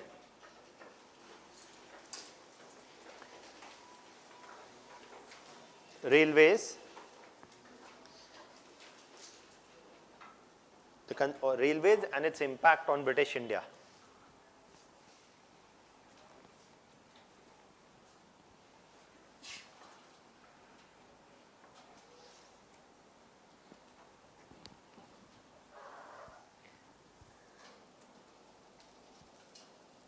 The construction of railways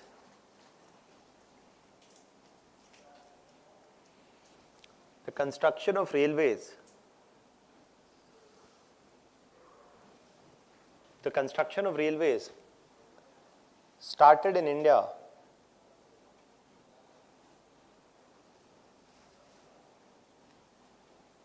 from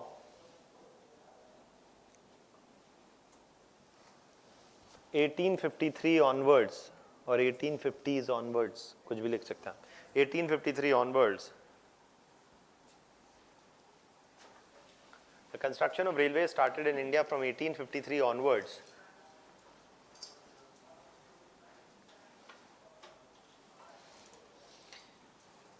Primarily to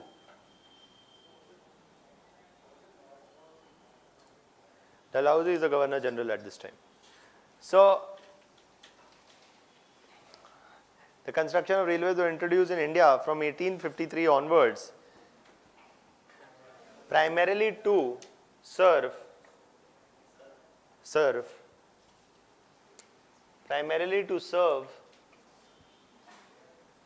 the imperial political and economic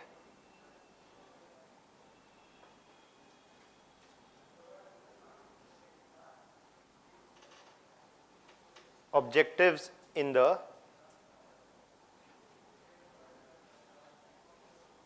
region.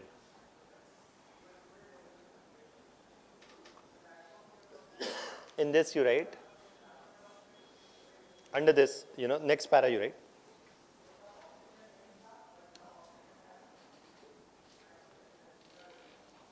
the initial cost of construction of railways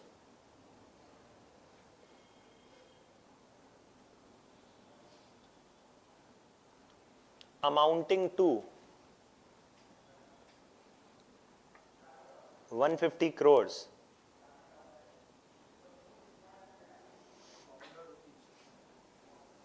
₹150 crore, amounting to 150 crores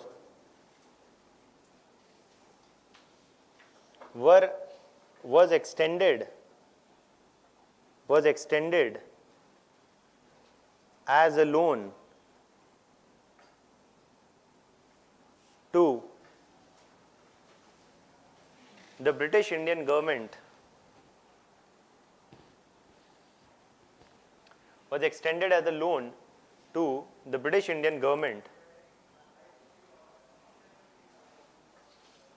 by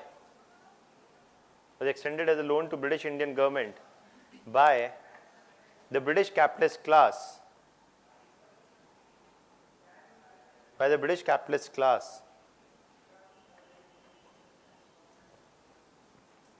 at an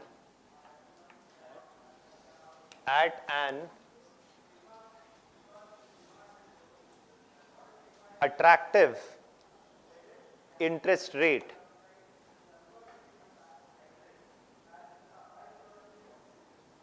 of 5%, even when even when the prevailing international rates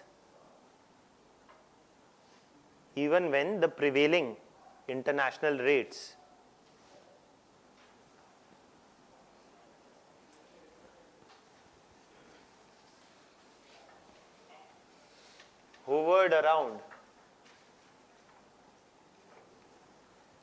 3.3 to 3.5%.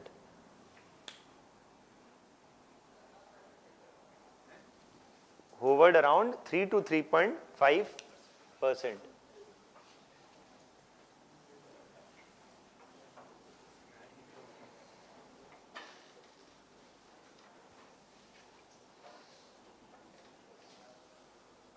Thus, the cost for construction of railways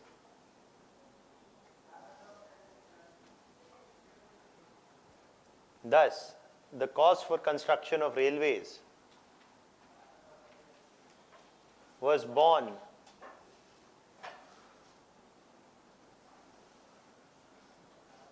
by the Indian government, the British Indian government or the Indian government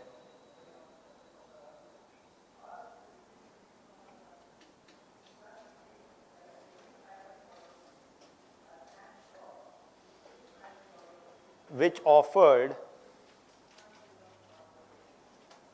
favorable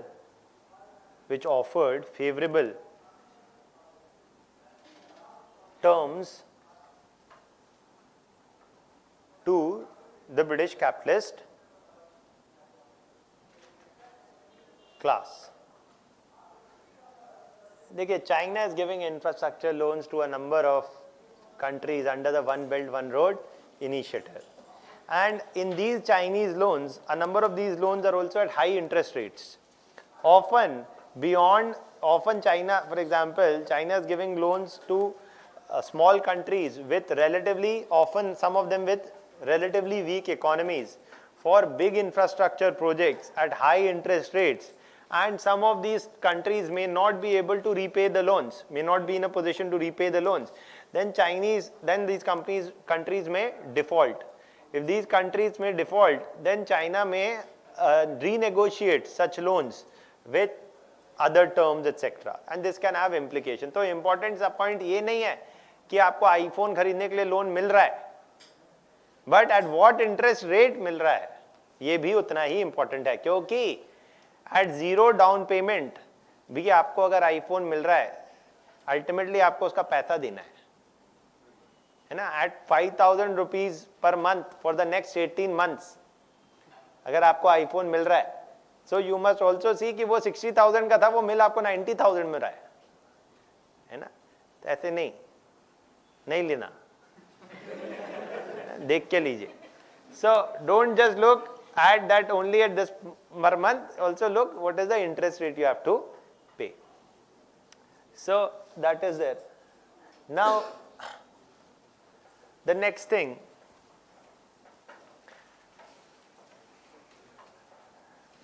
that we have to focus upon is okay, so write the next para.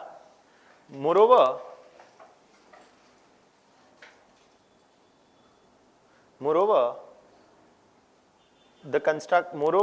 the railways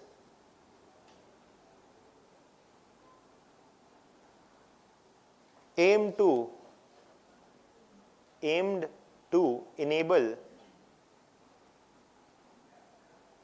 a quick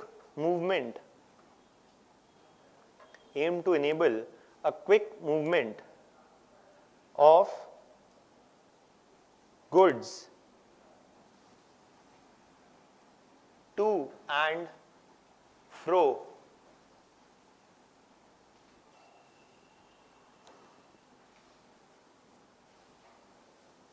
from the ports to the interior of the country, to and fro from the ports to the interior of the country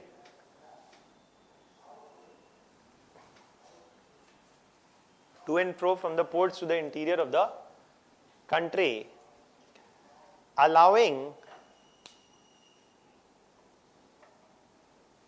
the British goods, allowing the British finished goods to capture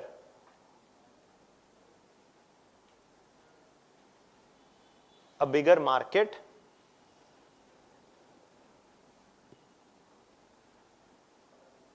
and procure raw materials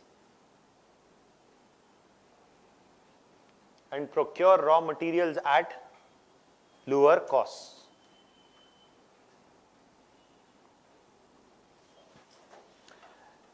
Next para.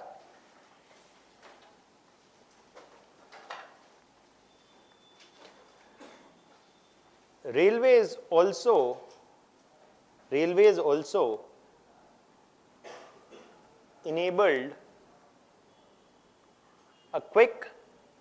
also enabled a quick mobilization of troops. The railways also enabled a quick mobilization of troops, allowing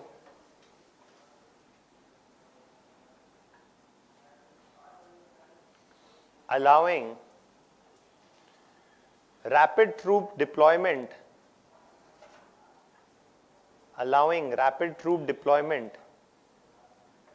to suppress revolts. Allowing rapid troop deployment to suppress revolts and thus tighten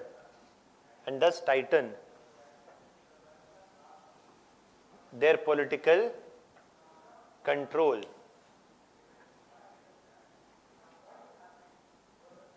Thus tighten their political control. And thus tighten their political control.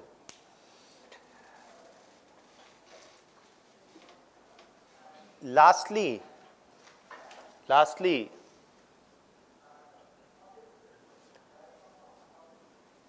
the inverted tariff structure. The inverted tariff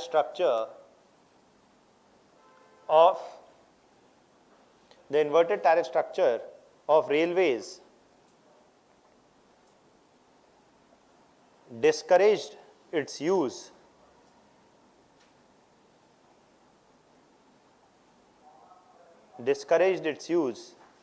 by Indian traders.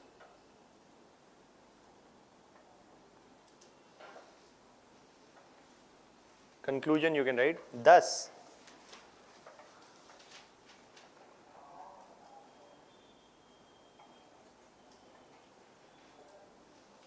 the construction of railways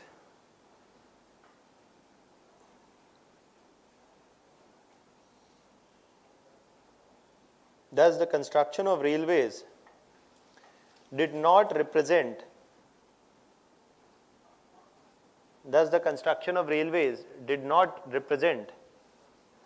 a positive legacy.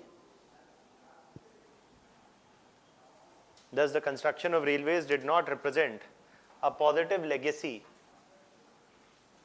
of British rule,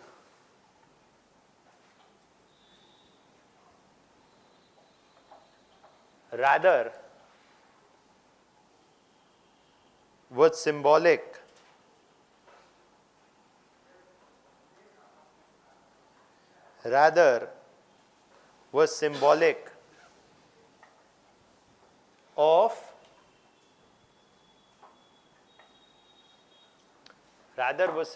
of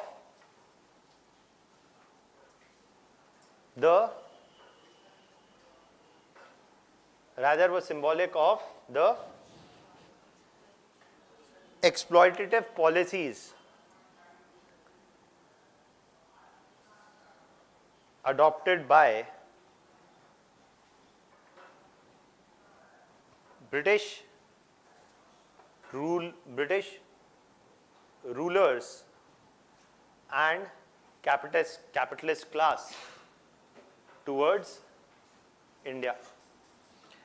देखिए, all said and done about Shashi Tharoor, at least पढ़ा लिखा है वो.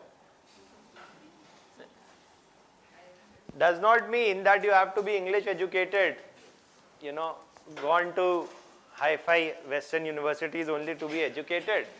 You had Akbar also, who was illiterate but was educated, and you have literate people also who are uneducated. You had Rabindranath Tagore also, who never completed formal schooling also, क्योंकि हो नहीं पा रहा था उनसे. But he still went on to become a philosopher come poet and win a Nobel Prize. What? Not Nobel Prize? And win a Nobel Prize only, literature. Now,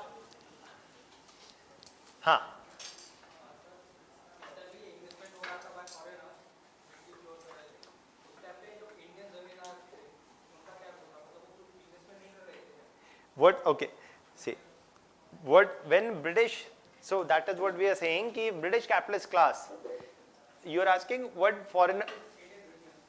when foreigners are coming and investing in India, what are the Indians doing, right? Indian, zamindari class, etc. When we talk about, this is what we are going to talk, the next topic is what? The role of British investments and industrialization policy. Okay, that is happening. So basically the next heading that we are talking about is the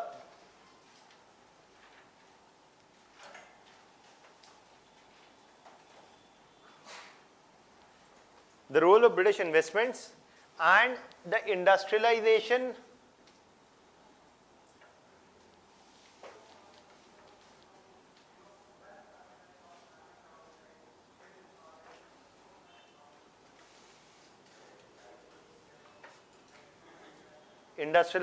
policy under British rule. To understand this, basically what you need to understand is that when we talk about British investments or industrialization policy under British rule, what you need to focus upon is 2 or 3 things. Dekhiye, what is happening is 1850s onwards, a few things are changing. 1750s onwards, industrial revolution had begun. 1750s onwards, industrial revolution had begun. It lasted for 100 years till 1850s. Then 100 years of industrial revolution roughly. Okay, so it began in 1750s, 60s, slowly increasing. It received a major boost in Britain during the 1830s. Okay, and by 1850s, a major British industrial class had emerged. Okay, and this was the British industrial capitalist class. Okay, now the British industrialists by now were dealing with an issue in Britain, and that was the issue of rising costs and rising production cost. But you will say, sir, they are introducing industrial revolution to lower production cost. Now you are saying, kal to keh rahe the, industrial revolution will lower cost. That is why trade pattern is getting reversed, etc. Now you are saying production cost is increasing. How? Because as देखिए क्या हुआ, पहले they started with the production and workers were being paid low wages. Okay, but sir, you said workers had low wages in India. Now you are saying workers had low wages in Britain. No, it is always low or lower. So what you see is that relatively in 1750s, Indian wages were lower than British wages. It's all relative. In 1750s, Indian wages are lower than British wages. Okay. Now, that is why the British are looking towards partly what? Having industrial revolution, so that you have more machine based production, dependence on labor decreases, right?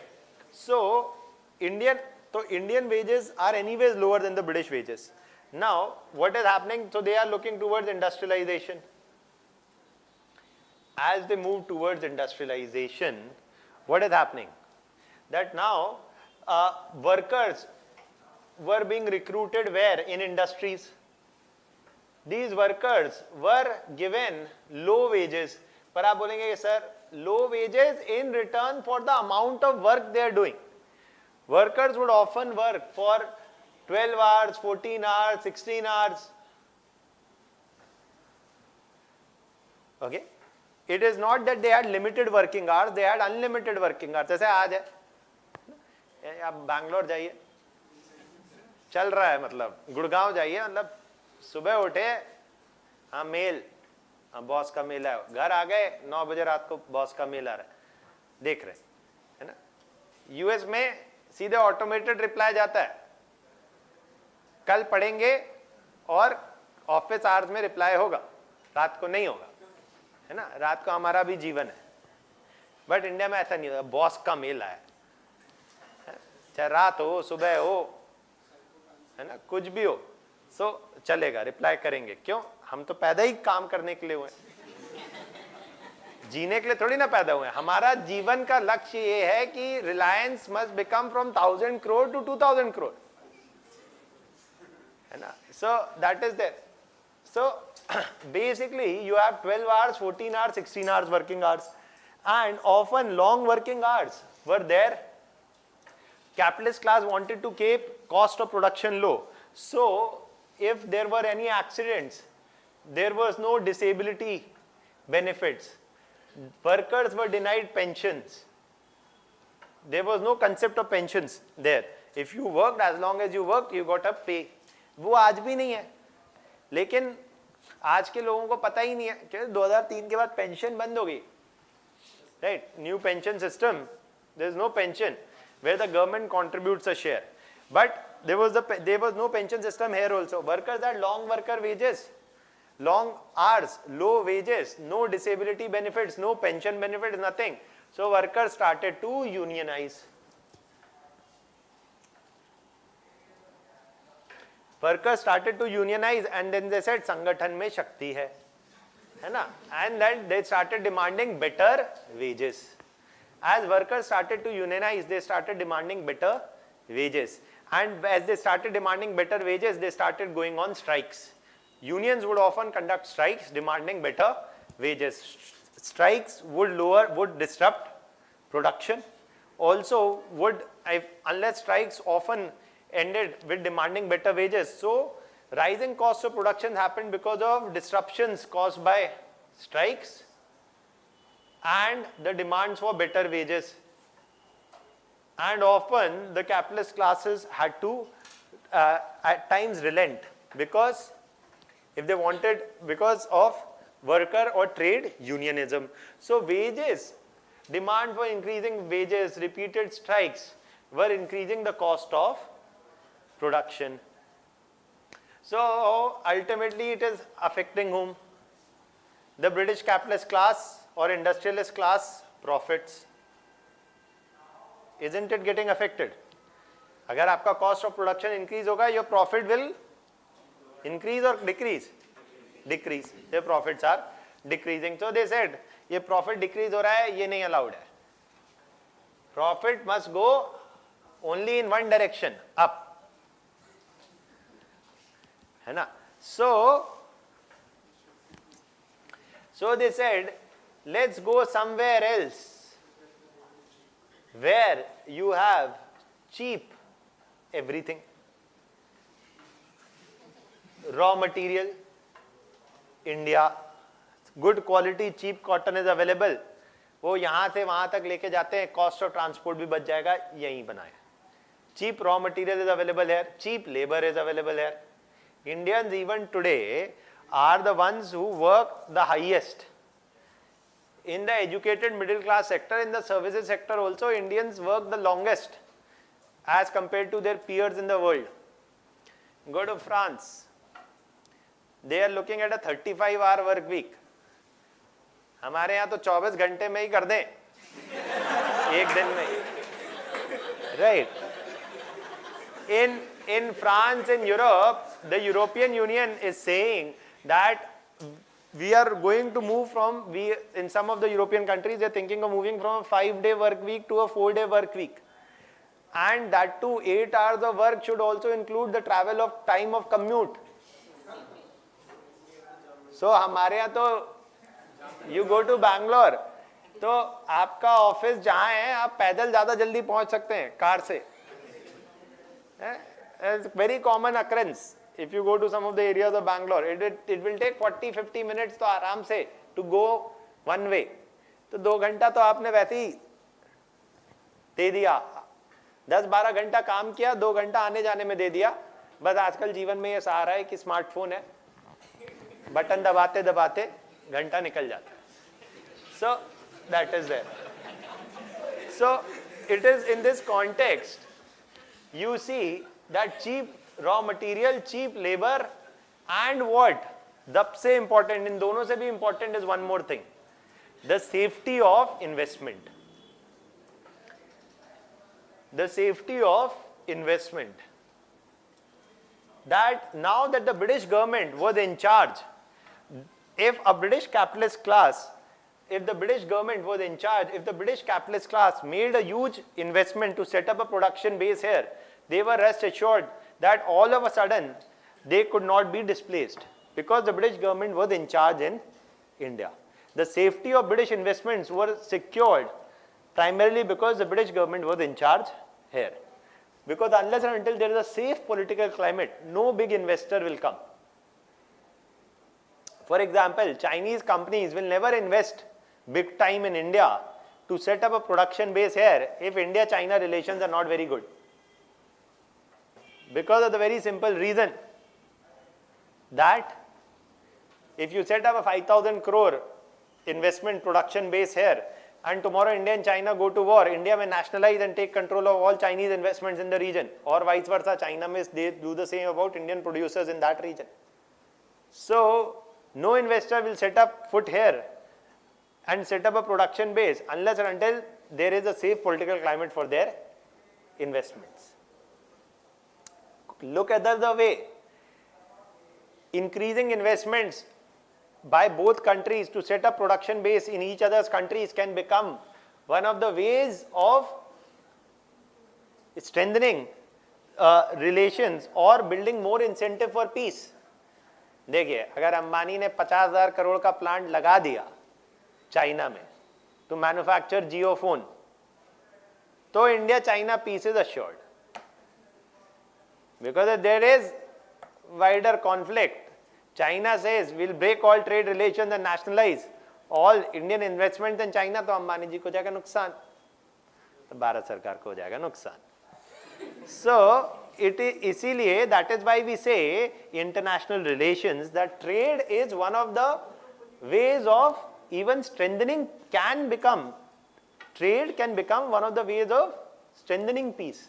Indian Pakistan, Iran Pakistan India pipeline, TAPI, Turkmenistan Afghanistan Pakistan India pipeline, all these pipelines running across multiple countries are also termed at times as peace pipelines. That it will interlink the economies. If it will interlink the economies, there is more incentive for peace. Nobody is saying it is an assurance of peace. There is more incentive for peace. So fostering closer economic cooperations between countries can help in fostering peace, but it can only help. It does not mean that it is a guarantee that is there. Okay. So keeping all of this in mind, they said ki chalo India, make in India. Right. So they said in a number of, it is not right to call it FDI though. Okay. But it is foreign investors who were now looking towards, and British investors who shifted their production base, started shifting their production base towards India. With all of this available, the cost of production was cheaper here, and they could now export from producing. India could become a manufacturing hub for British capitalist class, and from here they could export to, they could capture the Indian market anyways, they could also export to Britain and other areas. Okay. So India became a favorable destination for British investments 1850s onwards. Now comes the question, sir, what are Indian investors doing? See, for setting these industries, you required 2-3 things. One was capital. If you need to set up a big production base, you require capital. And the British and capitalist class had a lot of capital. They had accumulated huge profits already. Then also what they required was technology. And they had technology also, and they would simply import their machineries and start production here. Now the Indian capitalist class did not emerge in a major way, primarily why? Is primarily because of both limited availability of capital at their disposal, and secondly, they did not have the access to technology. They did not have the access to some of the technologies. और एक और तीसरा problem था, that what? The third problem was there was no iron and goods, iron and steel industries set up in India. Iron and steel industries are basically considered capital goods industries or intermediate industry. ये building बनी है, इसमें लगा iron और steel. कोई any infrastructure project, any industry, if it has to be set up, machines are made from steel. Any building structure uses steel, right? And that is why steel is considered a very intermediate but essential component for industrialization. If you don't have cheap, good quality steel, setting up industries would be difficult. And steel industries are very expensive to set up, and you require access to technology also. Making steel there are very different varieties of steels. Okay, low grade steel, high grade steel, this steel, this steel, the many varieties of steels. But steel making is both capital intensive and is technologically also intensive. Indians did not have this, neither the capital nor the technology to set up a number of these steel plants. They could only be set up in India by the British government. But the British government never set up a single steel plant in India. The first steel plants in India were set up by Indian industries only in the 20th century, 1905 onwards. TISCO, the Tata Iron and Steel company, is being set up. So what do we say? ये सारी कहानी मैंने क्यों बताई? That the pattern of industrialization in India was a lopsided pattern of industrialization. The British adopted an industrialization policy where they provided a favorable investment climate and secured British capitalist investments or British investments in India, allowed them to import their machineries without any custom duty, anything, allowing them, providing a favorable investment climate, allowing and attracted British investments into India. But they adopted a policy of deliberately neglecting the setting up, or they followed a policy of deliberate neglect of the Indian emerging capitalist class by not setting up any iron and steel industries, and the Indian capitalists and the Indians did not have access to either technology or capital. That is why the growth of Indian capitalist class was much more or way more slower than the growth of the British capitalist class in India. पर sir ठीक है, at least investment is coming, jobs are being produced. Ultimately, they are setting a production base here, they are using labor here, and jobs are being produced. तो job तो मिल रही है, people are getting something on their plate, they are getting wages, they are getting jobs. What is your problem? So what is the problem?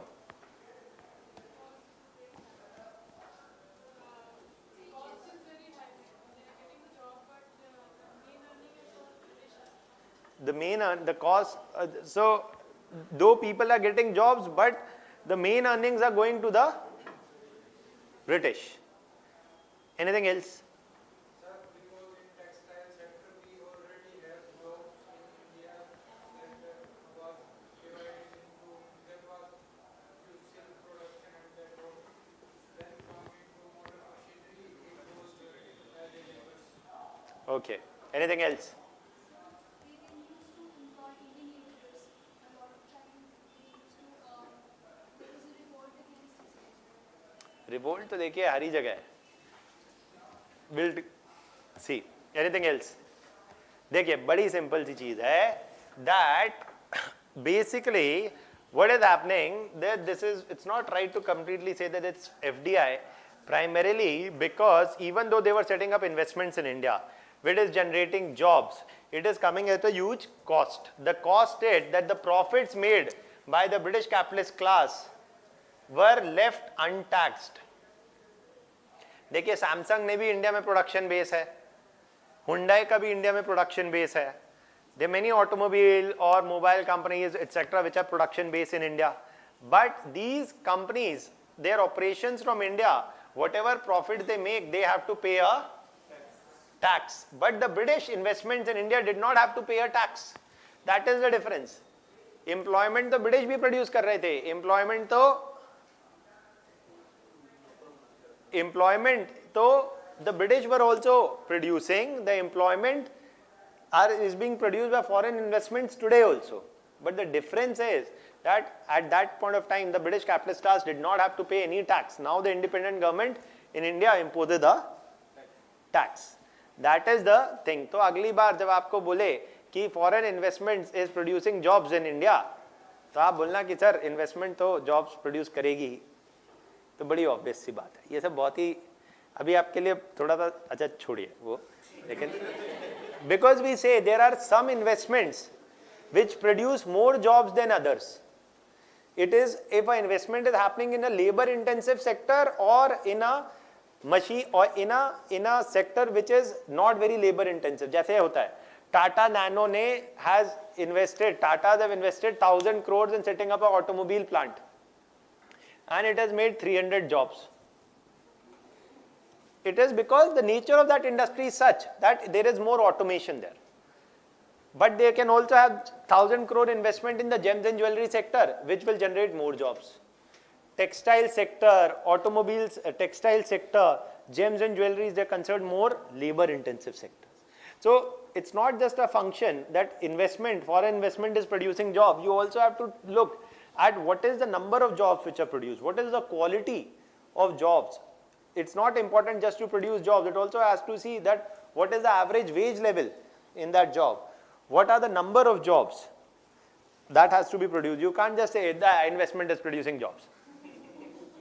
That is too lame an argument. Okay, so that is why you see all these investments. So the British produced an investment pattern in India which was lopsided and favored the British capitalist class over the needs of the Indian capitalist class. The first industry in India set up by Indians was the under Acharya P.C. Ray, the Bengal chemicals.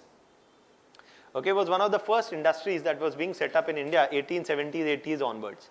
Okay, and we'll talk about Factories Act and other things also later. Okay, any doubts still here? Quickly write about the British industrial, the British investments or industrialization policy under British.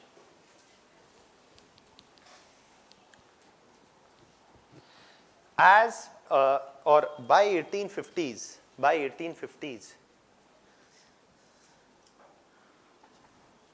almost a century into the Industrial Revolution,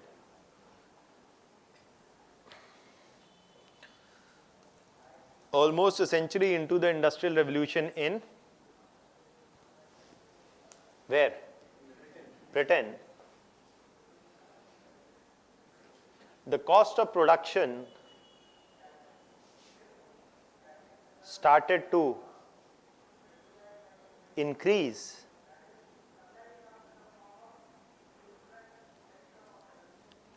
due to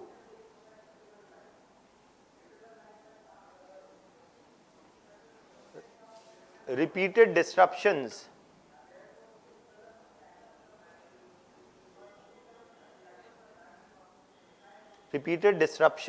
in production due to strikes,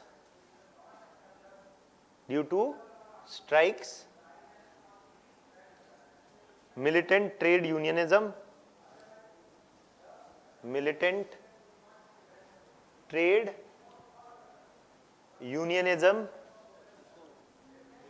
militant इसलिए कह रहे हैं कि वो प्यार से बैठ के बात नहीं करते थे, तोड़ फोड़ करते थे. Amitabh Bachchan, right? They used, yes, Marx is giving his whole theories by studying the industrial revolution in Britain. Okay, so अभी तो you right, Marx पे कभी किसी और दिन 2 minute. Militant, so yes, so the cost of production started to increase due to repeated disruptions in productions due to strikes, militant trade unionism, and demand for better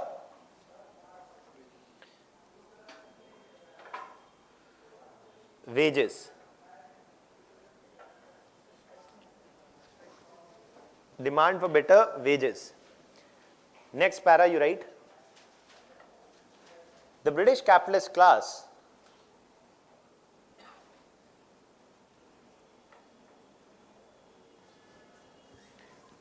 now shifted production base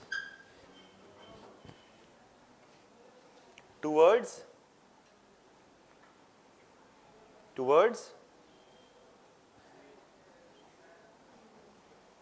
India, as it provided cheap raw materials,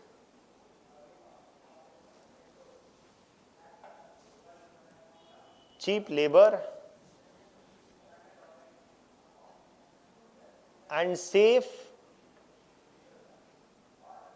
political investment climate for British capitalist class.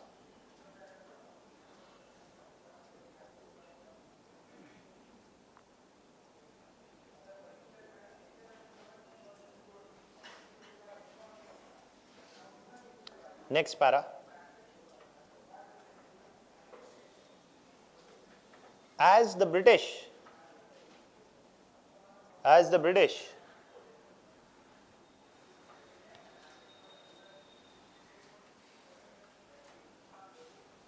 production bases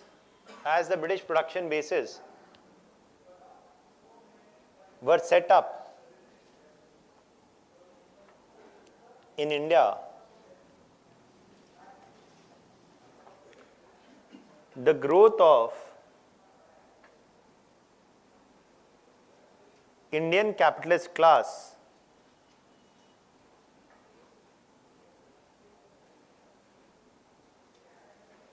/ Indian industries was deliberately neglected as the British failed to set up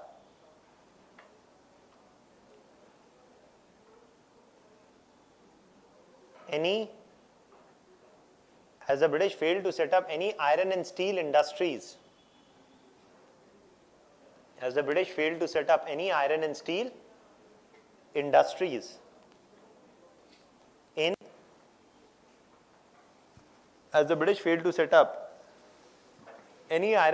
industries in the region.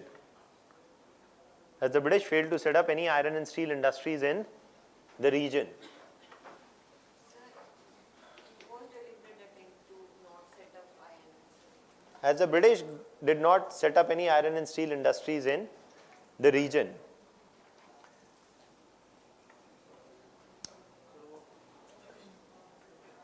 Moreover, as the British did not set up any iron and steel industries in the region. Moreover, the lack of access to capital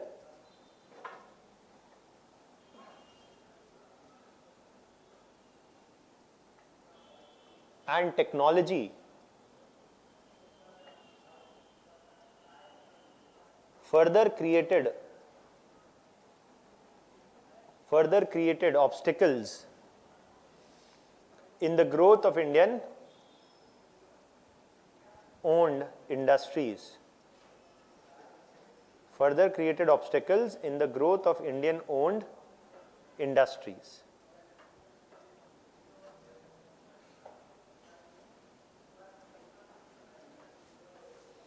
क्या जल्दी है, 2 minute रुक जाइए, पूरा लिख के जाइए, क्या हो जाएगा 5 मिनट में, 5:30 से है आपकी class.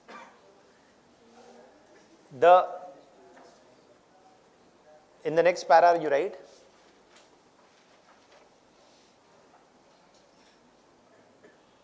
the profits made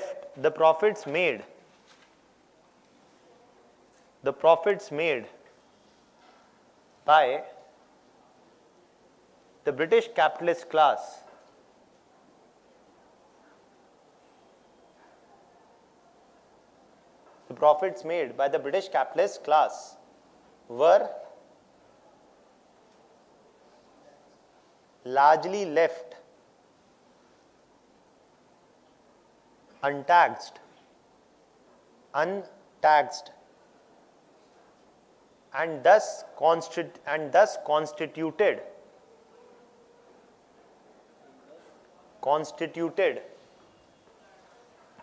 a